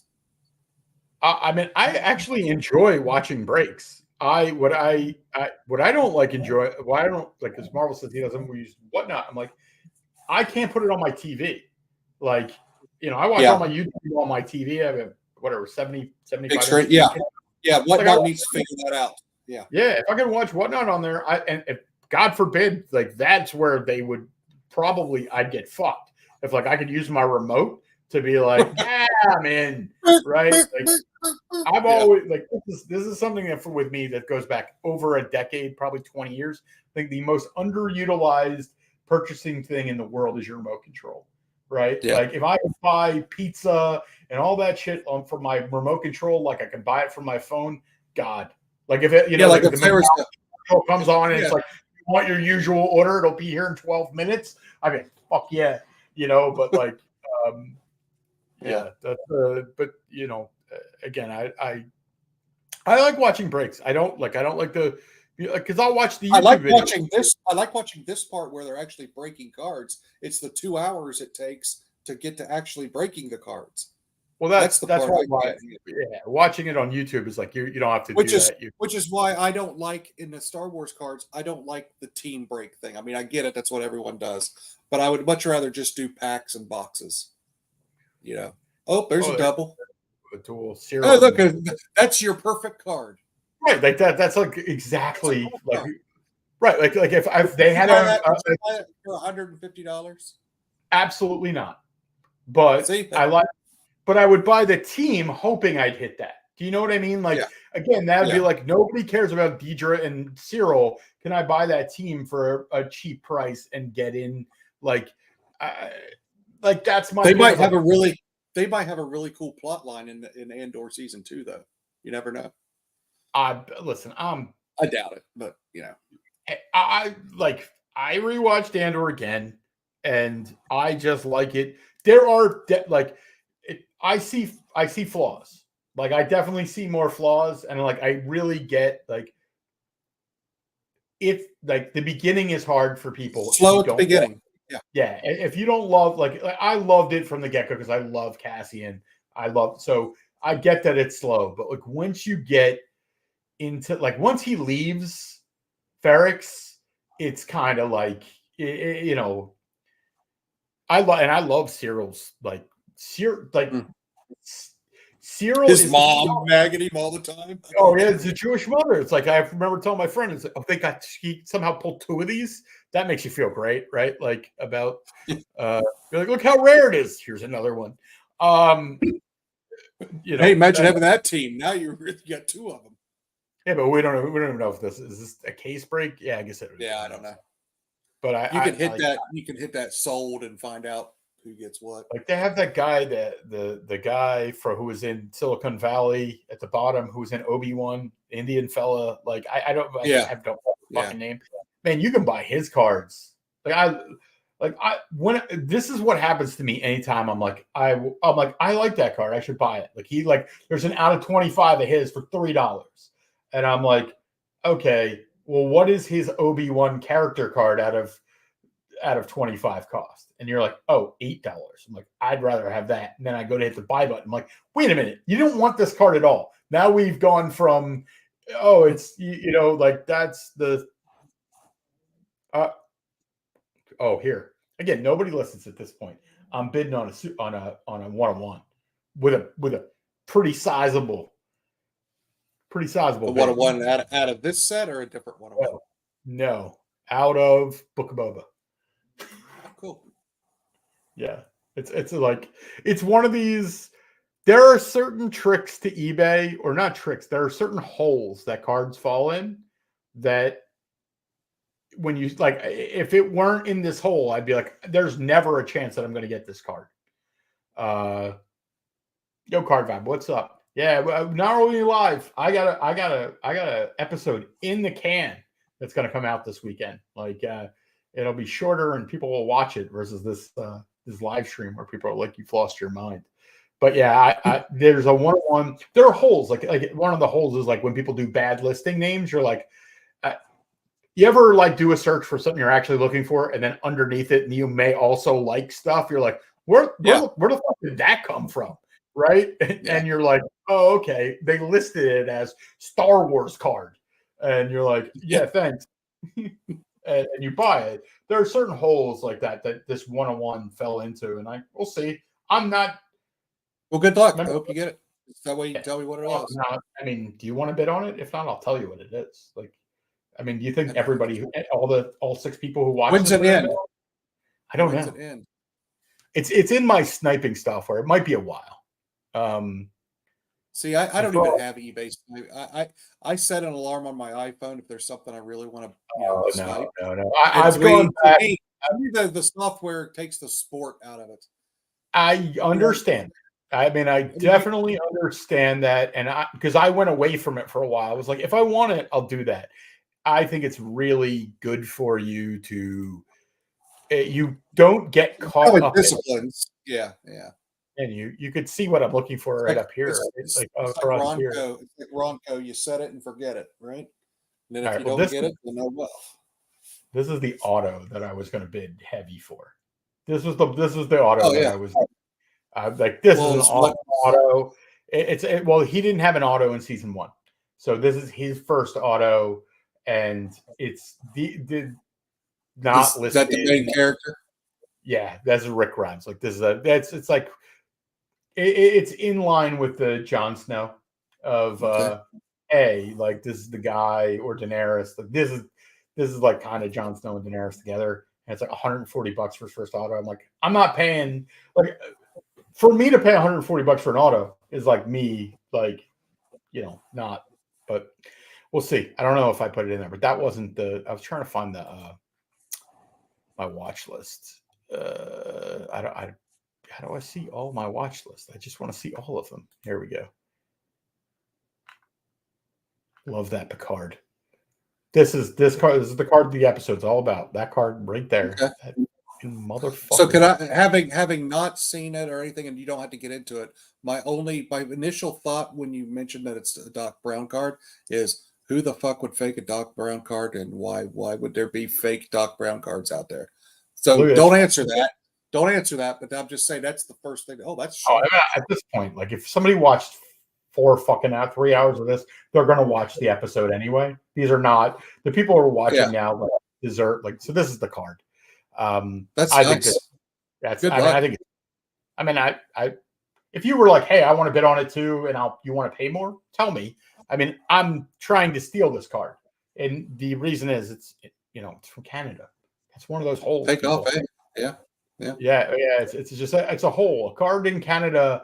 Like, a lot of people don't have them in their searches, and I love that card, man. Like, I'm not a super collector guy. Like, I'm just not. And like, you want to tell me Amanda 101 from a TV show, like that should be an $800 card. Yeah, I doubt it hits 4, right? Like, I'm not paying that. Like, well, I won't hit. Because part of it is, it's paper, which good, whatever. Like, that's why, like, something we talk about. Sometimes, like, hey, if somebody wants to let me have this for my price, good. Like, this is something that I wouldn't mind having in a collection. Of course, I don't mind listing it for a price that, I can make some money and do other things. But I also, like, man, I fucking love that card. Like, I just, like, that's a great card. Yeah. I mean, I would like that card, like, out of 25 or out of 50. Like, I just like that card. So, but I thought there was something else. I bet you if it sells for that, good luck getting it. I mean, I wonder if the you were asking me who would fake it. They didn't fake the Doc Brown card. Don't spoil your show. But go ahead. I mean, like I said, at this point, it's a reproduction. They like, I had to go so fucking deep to figure this. Like, this is like an episode of Monk. Like, that's what this is. Like, or Psycho, or whatever, Columbo. The depth that I went to figure out that this is a reproduction. And again, 99%. Like, but my defense for PSA would be, that would not be on my radar. Like, I'm sorry, but you can't expect them to be looking for fake Doc Brown 1985 Panini stickers. Don't grade them. That's like, again, you'll watch the episode. You'll see, you'll understand that, like, if they wanted to find out what this was, they could, right? Like, and PSA has a long history of being like, we don't grade that because we don't have a checklist. And now they're whores. Yeah, and that the other part is, like what I said before, is they graded this before. They don't have a picture of the one they graded, so they're like, we already graded it, so I guess we'll grade it. How do we know? And again, there's a story. Like, I talked to the seller. You get to hear, like, the back and forth between me and the seller.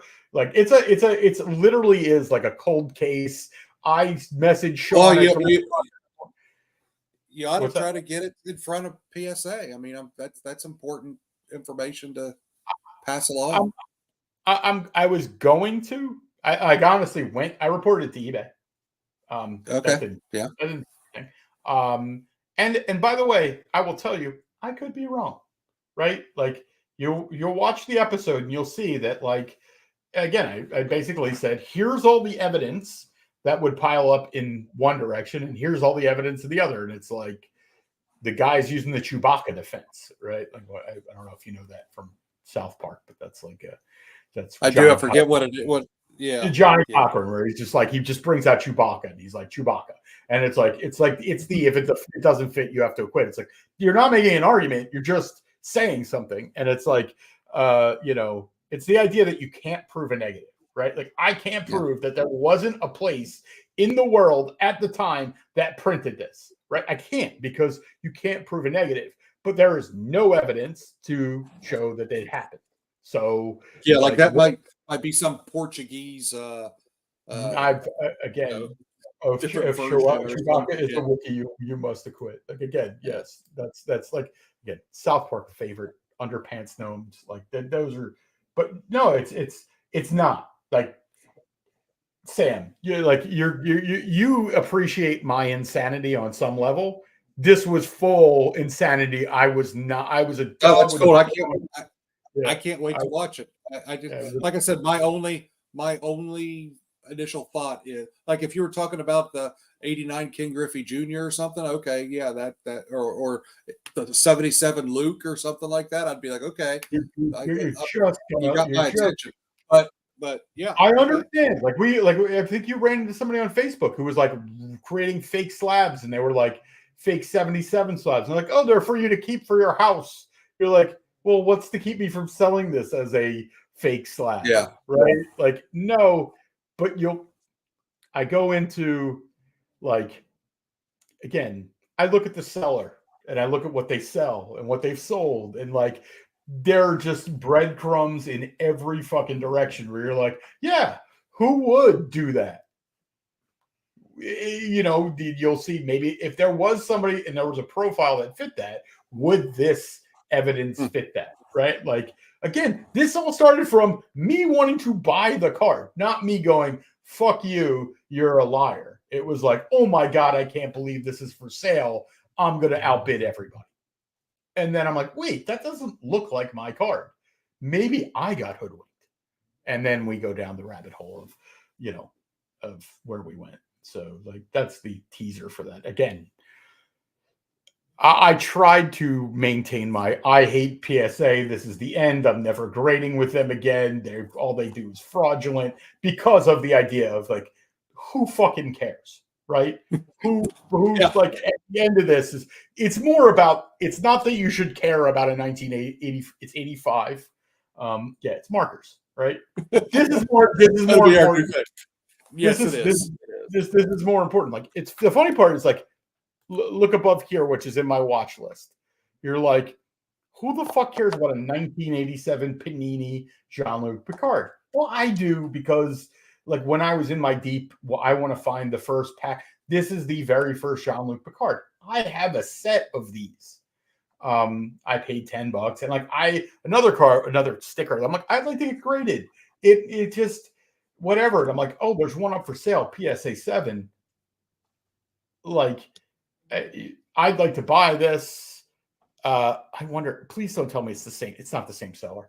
But you get the idea of, like, now I won't like I was like, well, at a 7, should I just send mine in? And I looked at mine sucks. Like, these things, like, they didn't cut them right. Like, they did, like, this. No, they were a mess. So, like, these are a mess. But like, yeah, I care, and I don't expect other people to care about the thing, but there might be something that is like this for you. Like, man, like those yogurt cards where it's like, you know what, I'm a Ahsoka super collector, and I know those things get 6s, and I've wanted one, and suddenly there's a 10 up for sale. You're like, fuck this, I'm getting the 10 because I know I'm never going to see this again. And then you're like, wait a minute, is that the yogurt card? Like, I'm saying yogurt as if it's from Spaceballs now. Like, we're talking about, like, Mel Brooks' character, but you know what I'm Merchandising. Oh wait, we have live data. I will check tomorrow. Glad That you wasn't like them. no.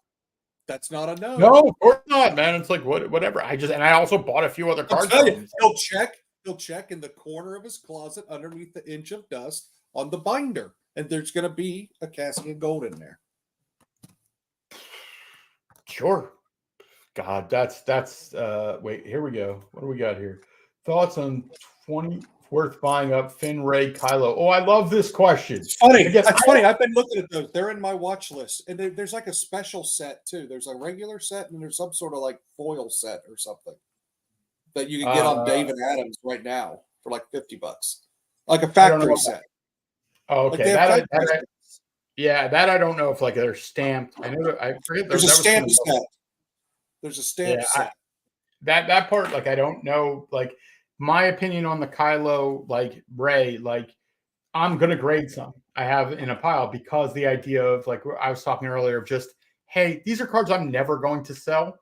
And if I'm half decent at pulling out there are a lot of parallels there, like there are with Rogue One. There's like green, blue, purple.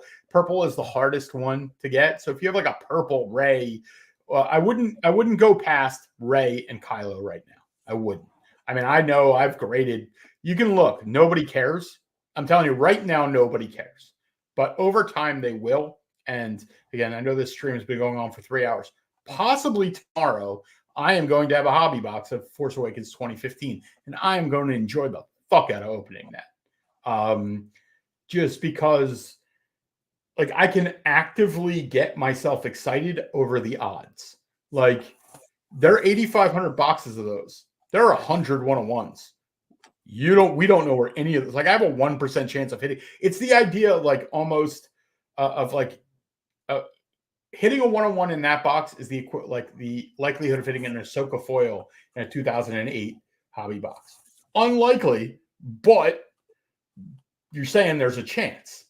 So I like that stuff. You cannot find 2015. You have paper. You have Series 1, Series 2. Series 2 is kind of valueless. Then you have Topps Chrome, which is weird because it's the next year. I'm not a fan of cards that come out the next year. So the only character cards is really the paper 2015. Serial number wise, out of 250, out of 100, out of 1.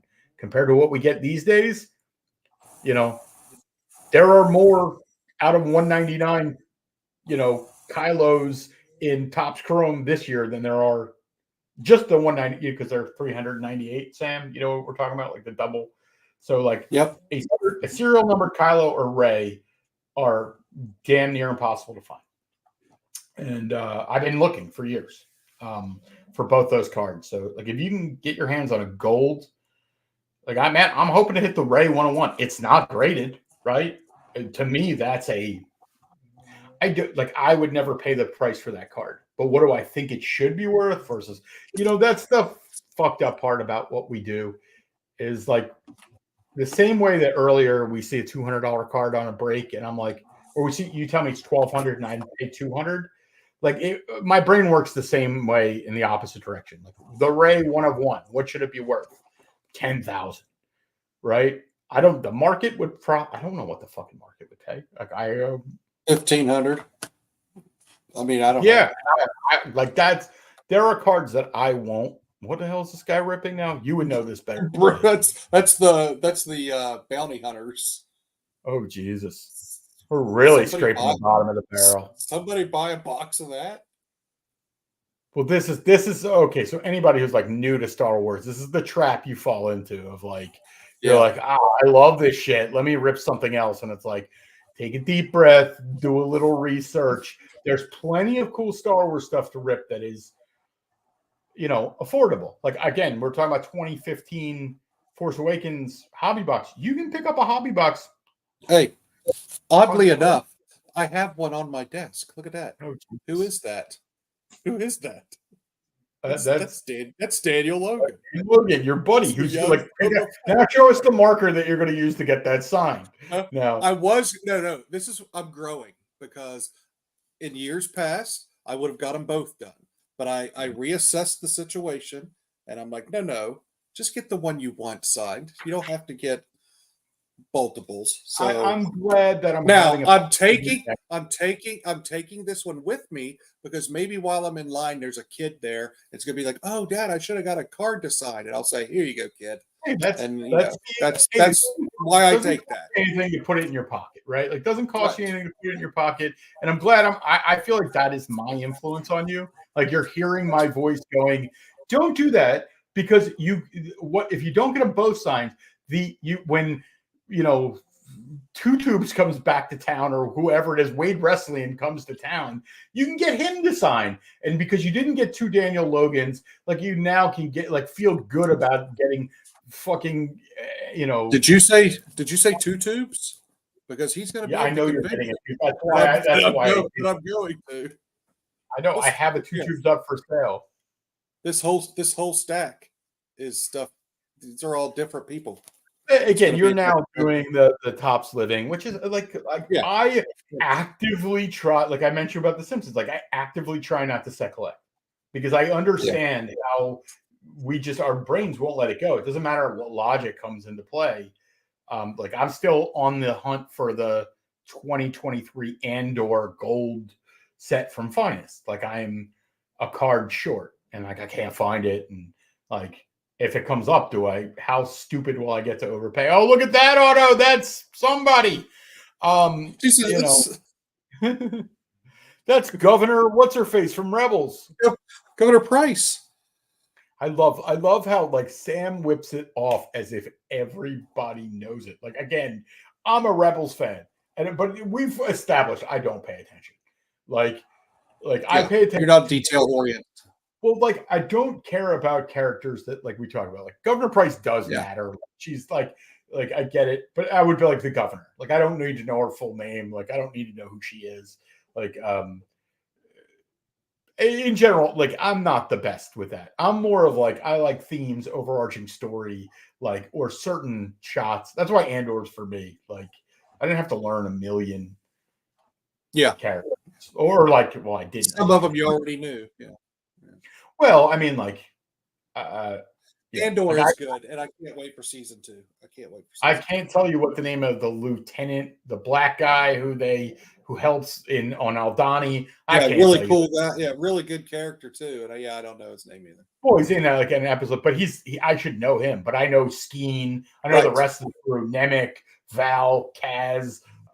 That's it. I think that's all there is. Cassian or Keith Kurga or whatever the fuck his name is. But like I can't get that deep on the stuff. But again, 2015. Don't forget Senta. I said Kaz. I said, but Senta Kaz. Yeah.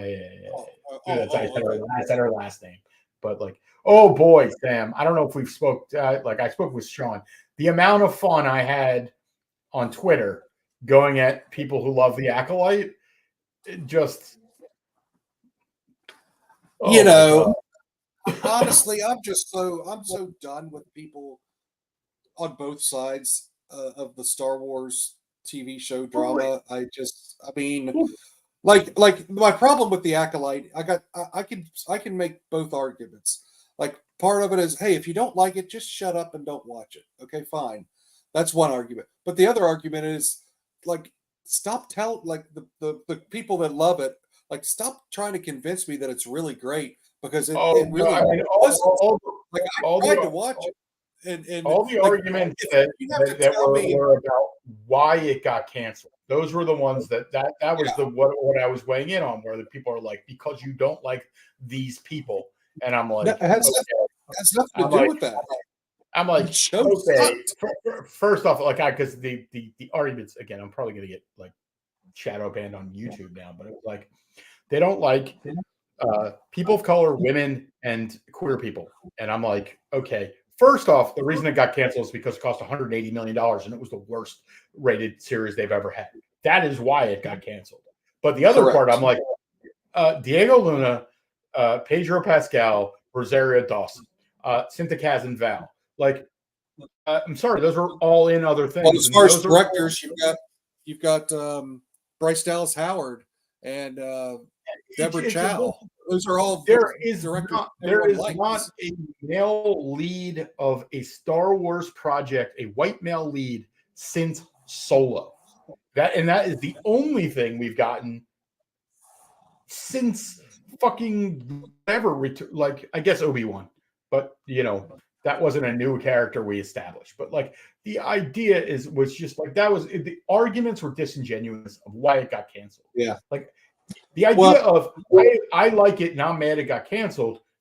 I'm here for that. Like that happens. We all hate when something we like doesn't get picked up.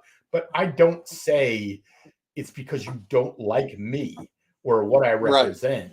Right. It's like you've got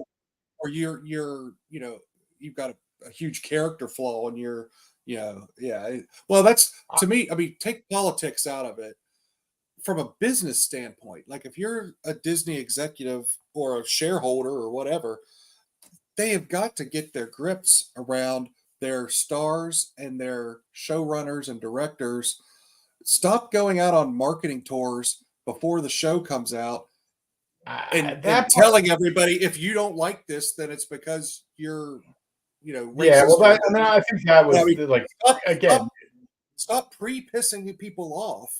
I've never heard anybody talk about Val's and Cinta's relationship. Yeah. It just was what it was. But like again, if there's a lot of arguments for people like these the lightsaber scenes were amazing and all that stuff. I'm like, I don't agree, but like that's opinion.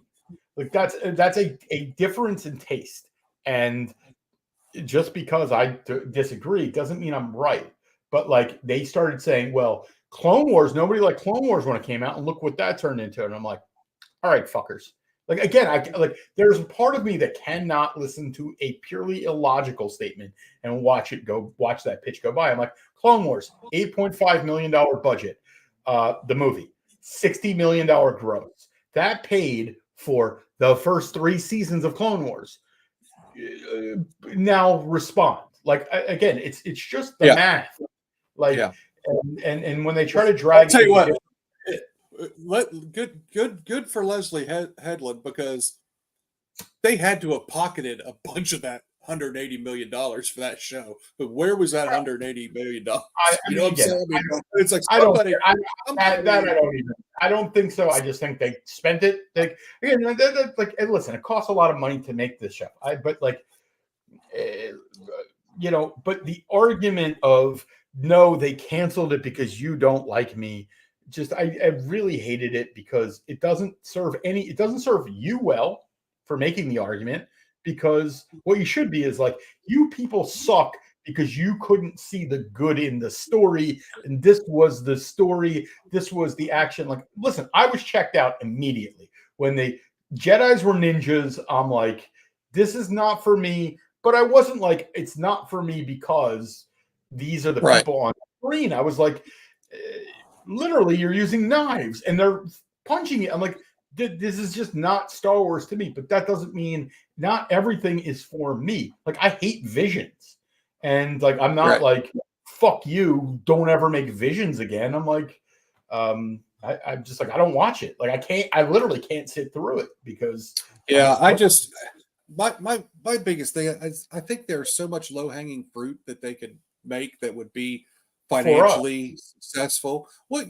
but for a larger crowd too. I mean, I think it's proven. Right, like that. But that's it. It's like they just refuse to do it. They just flat out. Well, I also like, there are arguments about like, hey, that show would have expanded. There are a lot of people who like Star Wars wasn't for them, and this like, hey, that's an argument, but it's not an argument that it'd be like, hey, is there a way to bring back the show and cut the budget, right? Because like part of me is like, hey, if you really love plotline and all this shit, it's like, how about animation? And they're like, no, we love the actors. I'm like, well, like, it's just like, then put out $180 million GoFundMe, right? Like, I don't know what to tell you, because like, and a lot of people are like, oh, I don't even know if this is true that Tony Gilroy got them to approve 2 seasons of Andor before he agreed to do the first one. I think so. No, I think that is true. I didn't think what's his name? They had started pre-production stuff before season 1 even aired. Yeah, but you could actually literally watch. You know the deal. It's like we saw what we had. And we're like, fuck yeah. Because Andor really, like, if you look at the ratings, Andor wasn't really a big hit either. No. But yeah, that's why right. It's the second. I think it's the third most lowest viewed show. Like I think Book of Boba. I don't know if Book of Boba is below it or above it. It's pretty much chronological order. I mean, for the most part. Yeah, some of that is literally the pandemic, right? Like that's part of that thing that is actually an argument for Acolyte. Like, don't compare us to something that was when everybody was locked in their house, right? Like that's not a fair comparison. Like, but again, I didn't see people making that argument. Like, that is actually a thoughtful argument of like, hey, what did you expect? And then the argument could also be like, well, that's why all the streaming platforms are cutting back. Well, the problem Lucasfilm's having is, I think it's a lot to do with marketing. Like I said, first of all, don't go out there and piss off 40% of your fan base before the show even airs. Second of all, there is no marketing. There's no commercials for it per se. There's no action figures that come out. There's no card sets that come out. That stuff used to come out a month before the movie started, and all of the collectible stuff was made to build up the hype for the actual movie. Now they don't do any of that stuff. Like, we still there's a lot of that. Like, I understand what you're saying. I think there's a lot of extenuating circumstances on the idea that the writer's strike, it's TV. Like, what are we like? What all we have to go by is really what they did with Ahsoka, and that was during the writer's strike, right? Like, other than that, we don't really have a lot to, like, you have the pandemic where it's like, oh, you get Obi-Wan, like, what can they really do during the pandemic? And then you have Ahsoka, which was the writer's strike, and then Acolyte, which is clearly just a failure. Like, it was a marketing failure because whatever her name, I don't even know her name, Leslie Headley. Like, she just like again, you tried to, like, you weren't good at marketing your, like, we're talking about breakers, like a breaker who actually like make people want to eat your food, right? Like, that's what I'm saying. Don't go out there picking fights. Yeah, but like, maybe that's because she already knew she was dead in the water. I don't know. Like, part of it's like, why make that? But that is taste, right? But the idea that Star Wars isn't marketing is like, I really think that is, we don't have an example that they haven't had a movie in a long time. The amount of theories that I get exposed to or ideas that I didn't know existed, like something like, The Last Jedi was a masterpiece, and then they ruined it with Rise of Skywalker. I'm like, all right, I can get on the last part of that, of Rise of Skywalker, shit. But the idea that Last Jedi was like, I'm just, again, you just get exposed. I realize very much when it comes to Star Wars, it's generational, and when you're exposed to it, how you're exposed to it is what Star Wars means something different to everybody. And that's why I'm open-minded to, like, hey, if this is for a group of people that I'm not in with Acolyte and it worked, I would. Yeah, but I mean, if they were like, we canceled Andor, but we're re-upping Acolyte, I'd be like, I fucking hate you all, but I just wouldn't find excuses for, I would just call people dumb and they don't get it. And that's fun, right? That's opinion. But like, yeah. No, I don't know how we. Yeah, but I was just talking about how I just enjoy, like, because I think compared to my parents, certainly my grandparents' generation, even my parents' generation, I'm soft, right? Like, I think I'm soft. Yes. And like, I've always thought, like, I'm soft compared. Like, my dad's outside like building shit, and I'm like, fuck this, I'm gonna call it. Like, but like, when you start looking, you're like, oh, these people are softer than me, and I'm self-professed soft. I'm like, I thought I was soft, and I'm like, you literally can't even hear another side of an argument, and I'm like, I don't know. We've hit a point where I thought soft was when you couldn't fix shit in your house. Now it's like you literally say things and put your fingers in your fucking ears, and I'm like, all right, we're done. But yeah, Andor. See, you know what is coming out again? we're so deep, and we both should get off here. Albert needs to go out, but I love talking to you, Sam. And the scar's almost Thanks, done. man. Me too. This is the end of the show. So like this is We the got end. that much time. Yeah, Gotcha. yeah, we have that much time. I don't know. Like, I don't know if you play. Like, I don't play much video games anymore. No, but I've seen a couple of the commercials for that Outlaws or whatever that's coming out. It looks pretty cool. I'm gonna have to buy it. Like, it's the argument of like I came up with it's $60 or whatever it is. Man, hobby box versus Outlaws. You know, I don't know. I'm gonna have to ask my son about it. See if maybe that'd be a good way to try to get him back into Star Wars is with that video game. It's an open world Tatooine game. So like my argument for me again, I'm so ridiculous about the way the things that I care about when I spend money, like these fucking things. This is a PSA card, a great like this is what it costs to grade a card, right? Yeah, you're literally setting it on fire. Yeah, and I'm literally setting, but I don't care about that because I enjoy it. Like, but like with that, I'm like, I had to tell myself, well, would you rather open a box or buy the game? And I'm like, buy the game.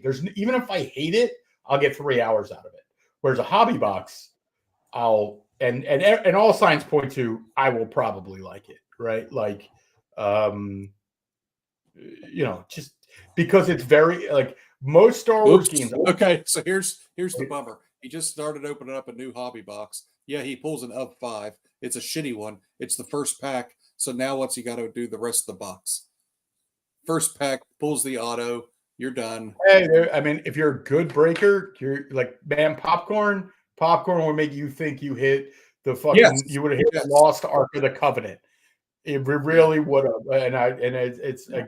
it's why, if all things being equal, he is probably the best breaker I've seen.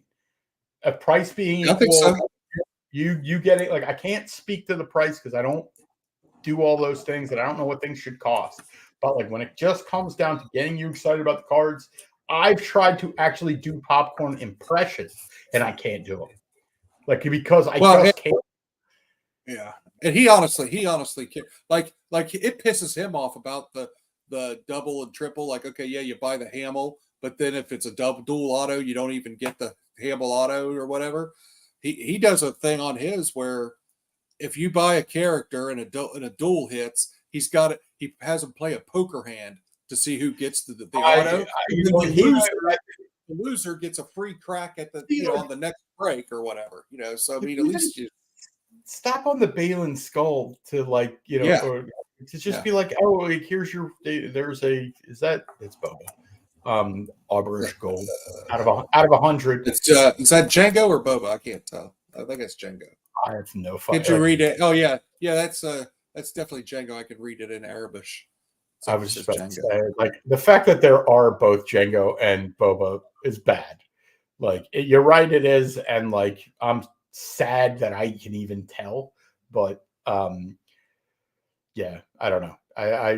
But yeah, that the Outlaws game looks cool. Like, I thought it came out last week, and I was like the only thing with where it is that like football's about to fucking start, right?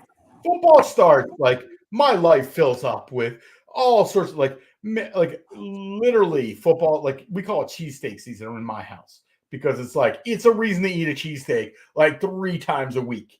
And Albert loves it. I love it. And like, it's just something to look forward to. I just love I love watching football. Like, I just do. I love betting on it. I love, like, again, I like other sports more, but there's nothing like watching football. So like the idea of getting a video game right now, this moment, tonight, it's why we're talking for 3.5 hours. If there was football on tonight, you wouldn't see me. I would have 37 bets. See, I used to be that way, but this is now where all of my extra passion energy goes. I've gotten, I don't know what, I could probably just burn out with sports in general because they started, well, I don't want to get started, but yeah. This was one place at first where you could go and kind of, it's like Cheers, you want to go where no one knows your name and forget all your troubles and all that stuff. And it just seems to follow you now wherever you go. So The whole reason I collect Star Wars cards is to get away from everything else. I mean, I gamble on and by the way, I don't anybody get it right. Like I don't bet big. I don't I'm losing. Like I'm looking in the. I just realized like I have like a short on Solana. If you follow crypto, I'm getting my ass kicked. Like I wouldn't touch the amount of money I just lost in 12 seconds on a football game, but I care more. Like again, our brains are all whacked out. But like I am a massive Eagles fan, and I used to live and die with the Eagles. Eagles won their Super Bowl. I'm done. Fucking don't care. Like I care, but I have my Super Bowl. Nobody can ever. I can't. The amount of shit that I used to get from Cowboys and Giants fans who have no rings. I'm done. Like I'm done. And so like now, I just enjoy the game for the game. And like you're talking about like whatever, whether it's politics or other shit with it. Like I don't care. Like I love the intrigue of it. I don't let any politics. I'm so like checked out on all that shit that like. I have my feelings, but it's more about just it's like knowing the sun's going to burn out, right? Like the solar system's going to end. That's the way I treat that shit. So it doesn't get to me, but I'm also not a college football fan, so I don't know if that is part of it. Like, see, that's where I'm more of a college. I watch and pay attention so much on Saturdays that Sundays I just don't have enough left in the tank to sit and watch. Like I think last season, I think the Super Bowl was the only game I watched all season. I mean, I like one of my favorite things, Sam, is like Sunday, second half of the morning game or the early games. I get on the treadmill and I watch the red zone. And I walk for an hour and a half, hour and a half, 2 hours. And, big guys, I don't love getting around, but I don't even notice. And it's like the easiest exercise I could ever get. So, but, I am a college football fan of the Georgia Bulldogs because both my Bulldogs came from Georgia. But again, if Georgia loses, I don't like punch something. Like I'm not like I'm telling you, the Eagles, like I'd punch a horse. Like I used to get so mad when the Eagles would lose that like it was not good. Like that's the way I used to be about the Mountaineers. I would get it would literally, if we lost on Saturday, like the next week would suck until the next game or whatever. It'd be, and I don't know, you just mature as you get older, and eventually you kind of like, that's kind of silly. It's funny because yes and no. So like I'm still an enormous Sixers fan, and I can take the regular season, whatever. The Sixers lose a playoff game, I can't watch ESPN till the next game. I can't. Like, I'm like it's like and then I have that void in me of like I want to watch whatever First Take or Pat McAfee. And they're going to talk about the Sixers. I can't watch the Eagles. I used to have, but still, now I don't like. I'm telling you, that Super Bowl was like it was just a monkey off my back. It wasn't even sweet victory. It was just like literally just I don't care anymore. So, like say whatever you want. So I've got a good Pat McAfee story. So you may or may not know he went to WVU. He was there right after I was. But so I've been an autograph collector for a long time, and before I got into Star Wars cards, I collected WVU autographs. I'd go up to their fan days and all that kind of stuff. And get autographs. Well, they had a one year for the spring football game. They had a alumni game, and it was when McAfee was in the NFL. And my brother and I were standing outside of the stadium, and it's a college stadium. It's not like a pro stadium. I mean, it's a lot less security and all that stuff. But anyways, we knew where to go, and we're standing there, and the game's about to start, and I'm telling my brother, I'm like, hey, let's get in. I want to watch the game. He's like, just wait a few more minutes.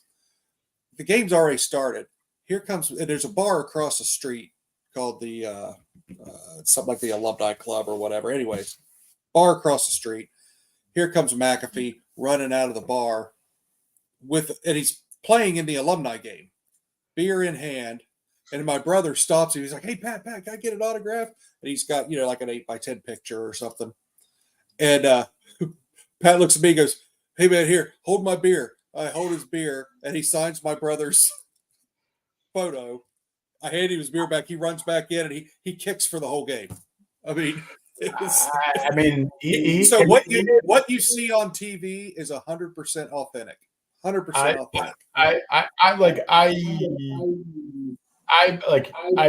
believe that. I agree with it. And I was getting reverb for a second. Maybe it was this guy. But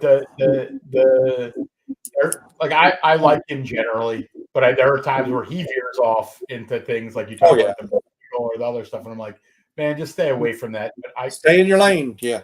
But it's not even that. It's like you should be able to say whatever you want. Well, I just don't want to hear it. Like, so I'll.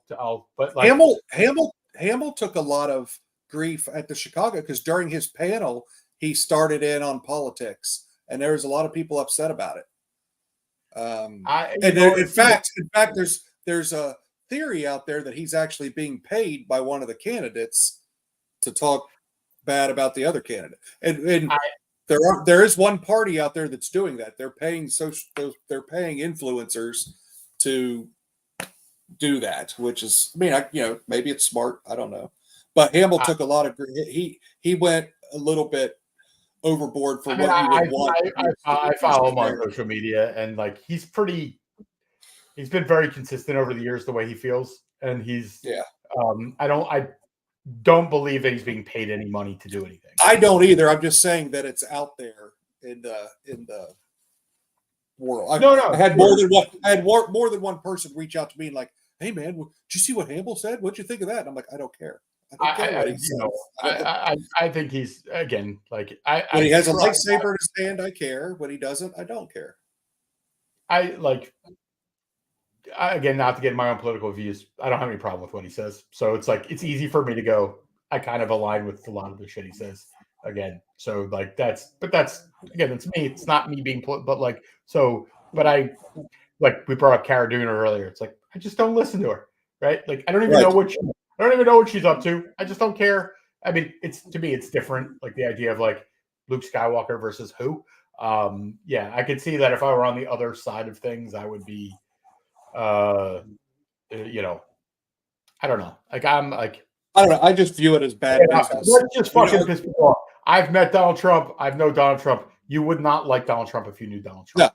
No, that's all I can tell you is I have personal experience with him. Lived in Atlantic City around my whole life, and it's like a different point of view that most Americans don't get. And like, it's not like I don't expect you can't know that because you weren't here. So like, I respect everybody's point of view. But like, yeah, Hamill, he is who he is, right? Like I kind of like either side. I respect people who just are going to say what they want to say. Like I don't like you're talking about like we were talking about McAfee. Yeah, I like. I guess the idea is like if I were at a comic expo and he wanted to talk politics, I'd be like, please shut the fuck up. Like you're on Twitter, do whatever the fuck you want. But like we're here to talk about Star Wars. Like yeah, I get that. Like like I said, I view it as bad business. I mean, why would you risk turning away, some of your customers? Yeah, but like we talk about, he sells out. Like it's if Mark Hamill wanted to maximize his dollars, he would just sign till he was blue in the face. He would just take a month of his life to sign stickers and never appear again, right? Like, so I think there is a little bit of that in him that I don't think it's. I don't know.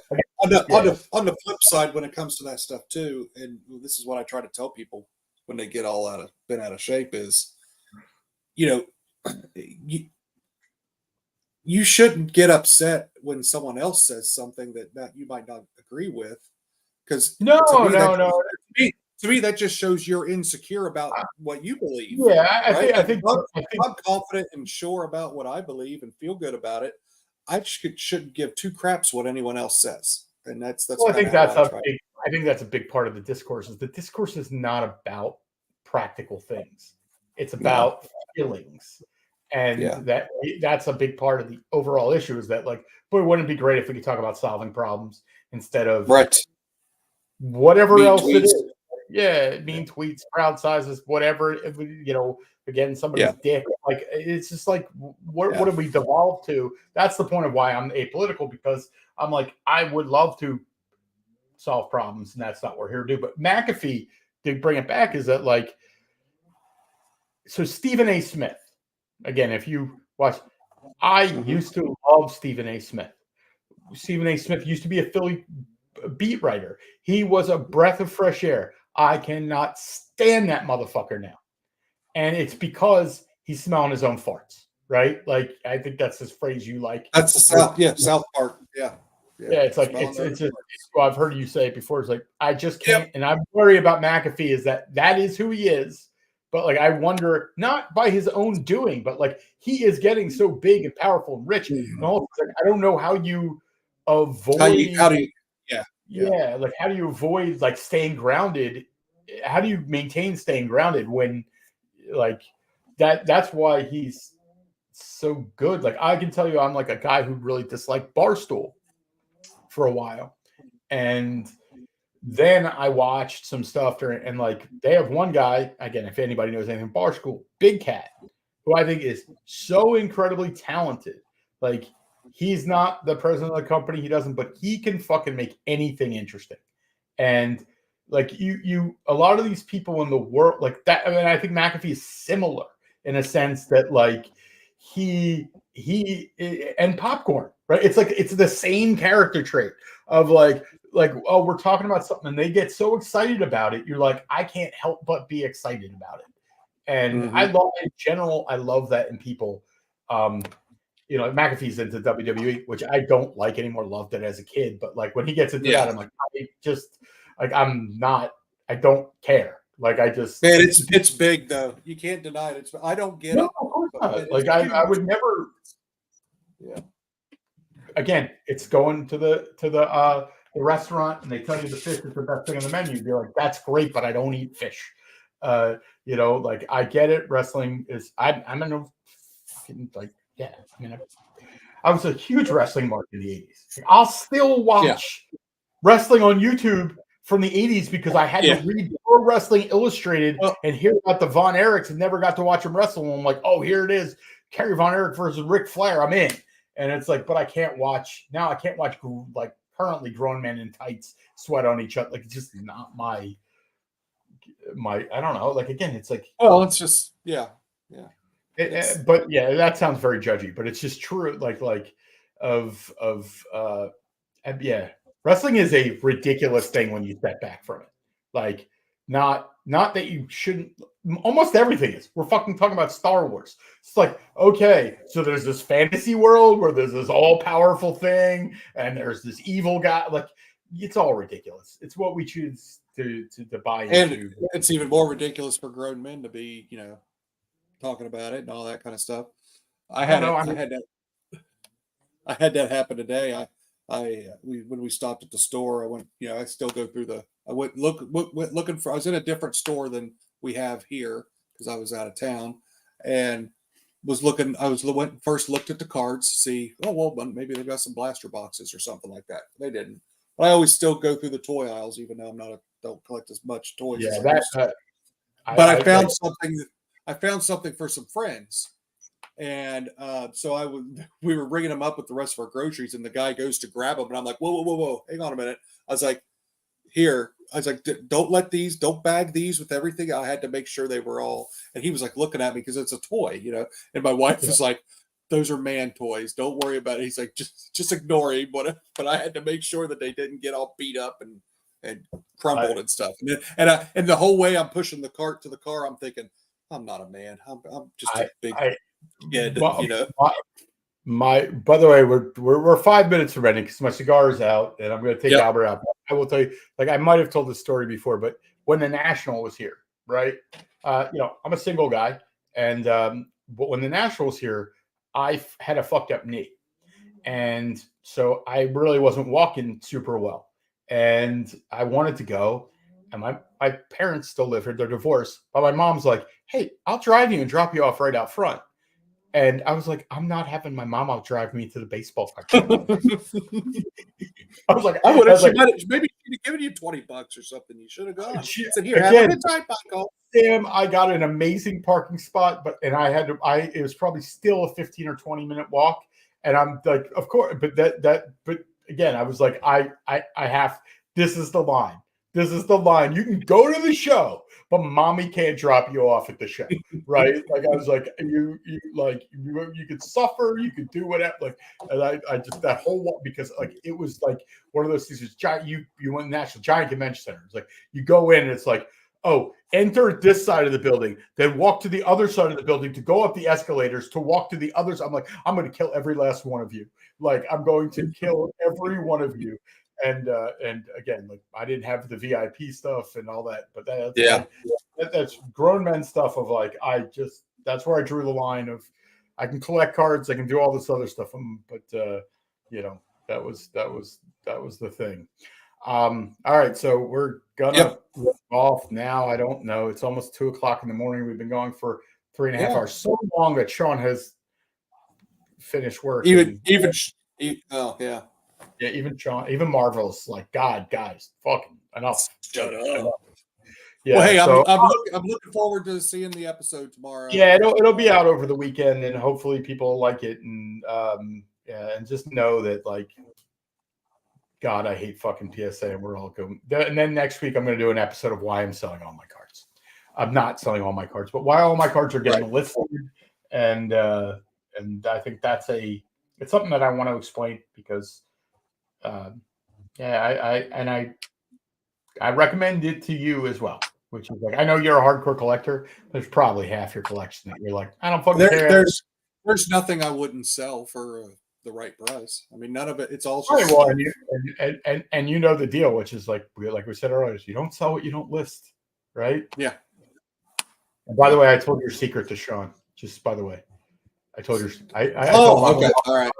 I'm not supposed to tell. I'm like, I don't know if I'm supposed to tell you this, but I'm like, I know you're a fucking lockbox. So I was like, this is how honest I am. Like, I don't remember if I know I wasn't supposed to tell or whatever, but like, no, because I didn't tell you anything that. No. I mean, like, I sold a card. I sold a big card. I didn't give any details on it because the person asked me not to give any details, and so I didn't. I'm not, but. I only have one of something I used to have two of. So yeah, here's Sean saying I'll do a live in a month about what I'm buying. I'm still buying. I'm buying cards all this week. I'm just selling. Everything is for sale. Like and everything. Like I am a walking contradiction. Everything is for sale. Everything is grading is an abomination. But I'm going to grade more cards this month than I ever have in a single month. I'm going to have 3 more orders going out to PSA because if you can't beat them, join them is a bit of it. So yeah. All right, Sam. So I appreciate. All right, hey, take care. Yeah. And I'll kick you out of here, and then I'll say my goodbyes to everybody. And we'll catch up. All right, buddy. Later. All right. Well, that was Sam. I'm Mike. Albert is fucking pissed off. Like you have to understand, I just did 4 hours of this, and now I'm gonna have to take care of Albert. Albert is gonna wake up now. So if you're wondering why I'm up at 4:00 in the morning looking at cards, because when I end my day, Albert is just getting ready to go. Albert's about to wake up, want to eat, want to go for a walk, and I'm just gonna have to fucking deal with it. But I love you all. Remember, like, subscribe, press all the buttons because. I'm the world's greatest non-sports card content creator. It's not close. They may have more subscriptions. More people may like them. They may have better cards than me, but nobody does 4-hour live shows like me. All right, folks. Been a pleasure. I'm Not Sports Cards, and I am out of here.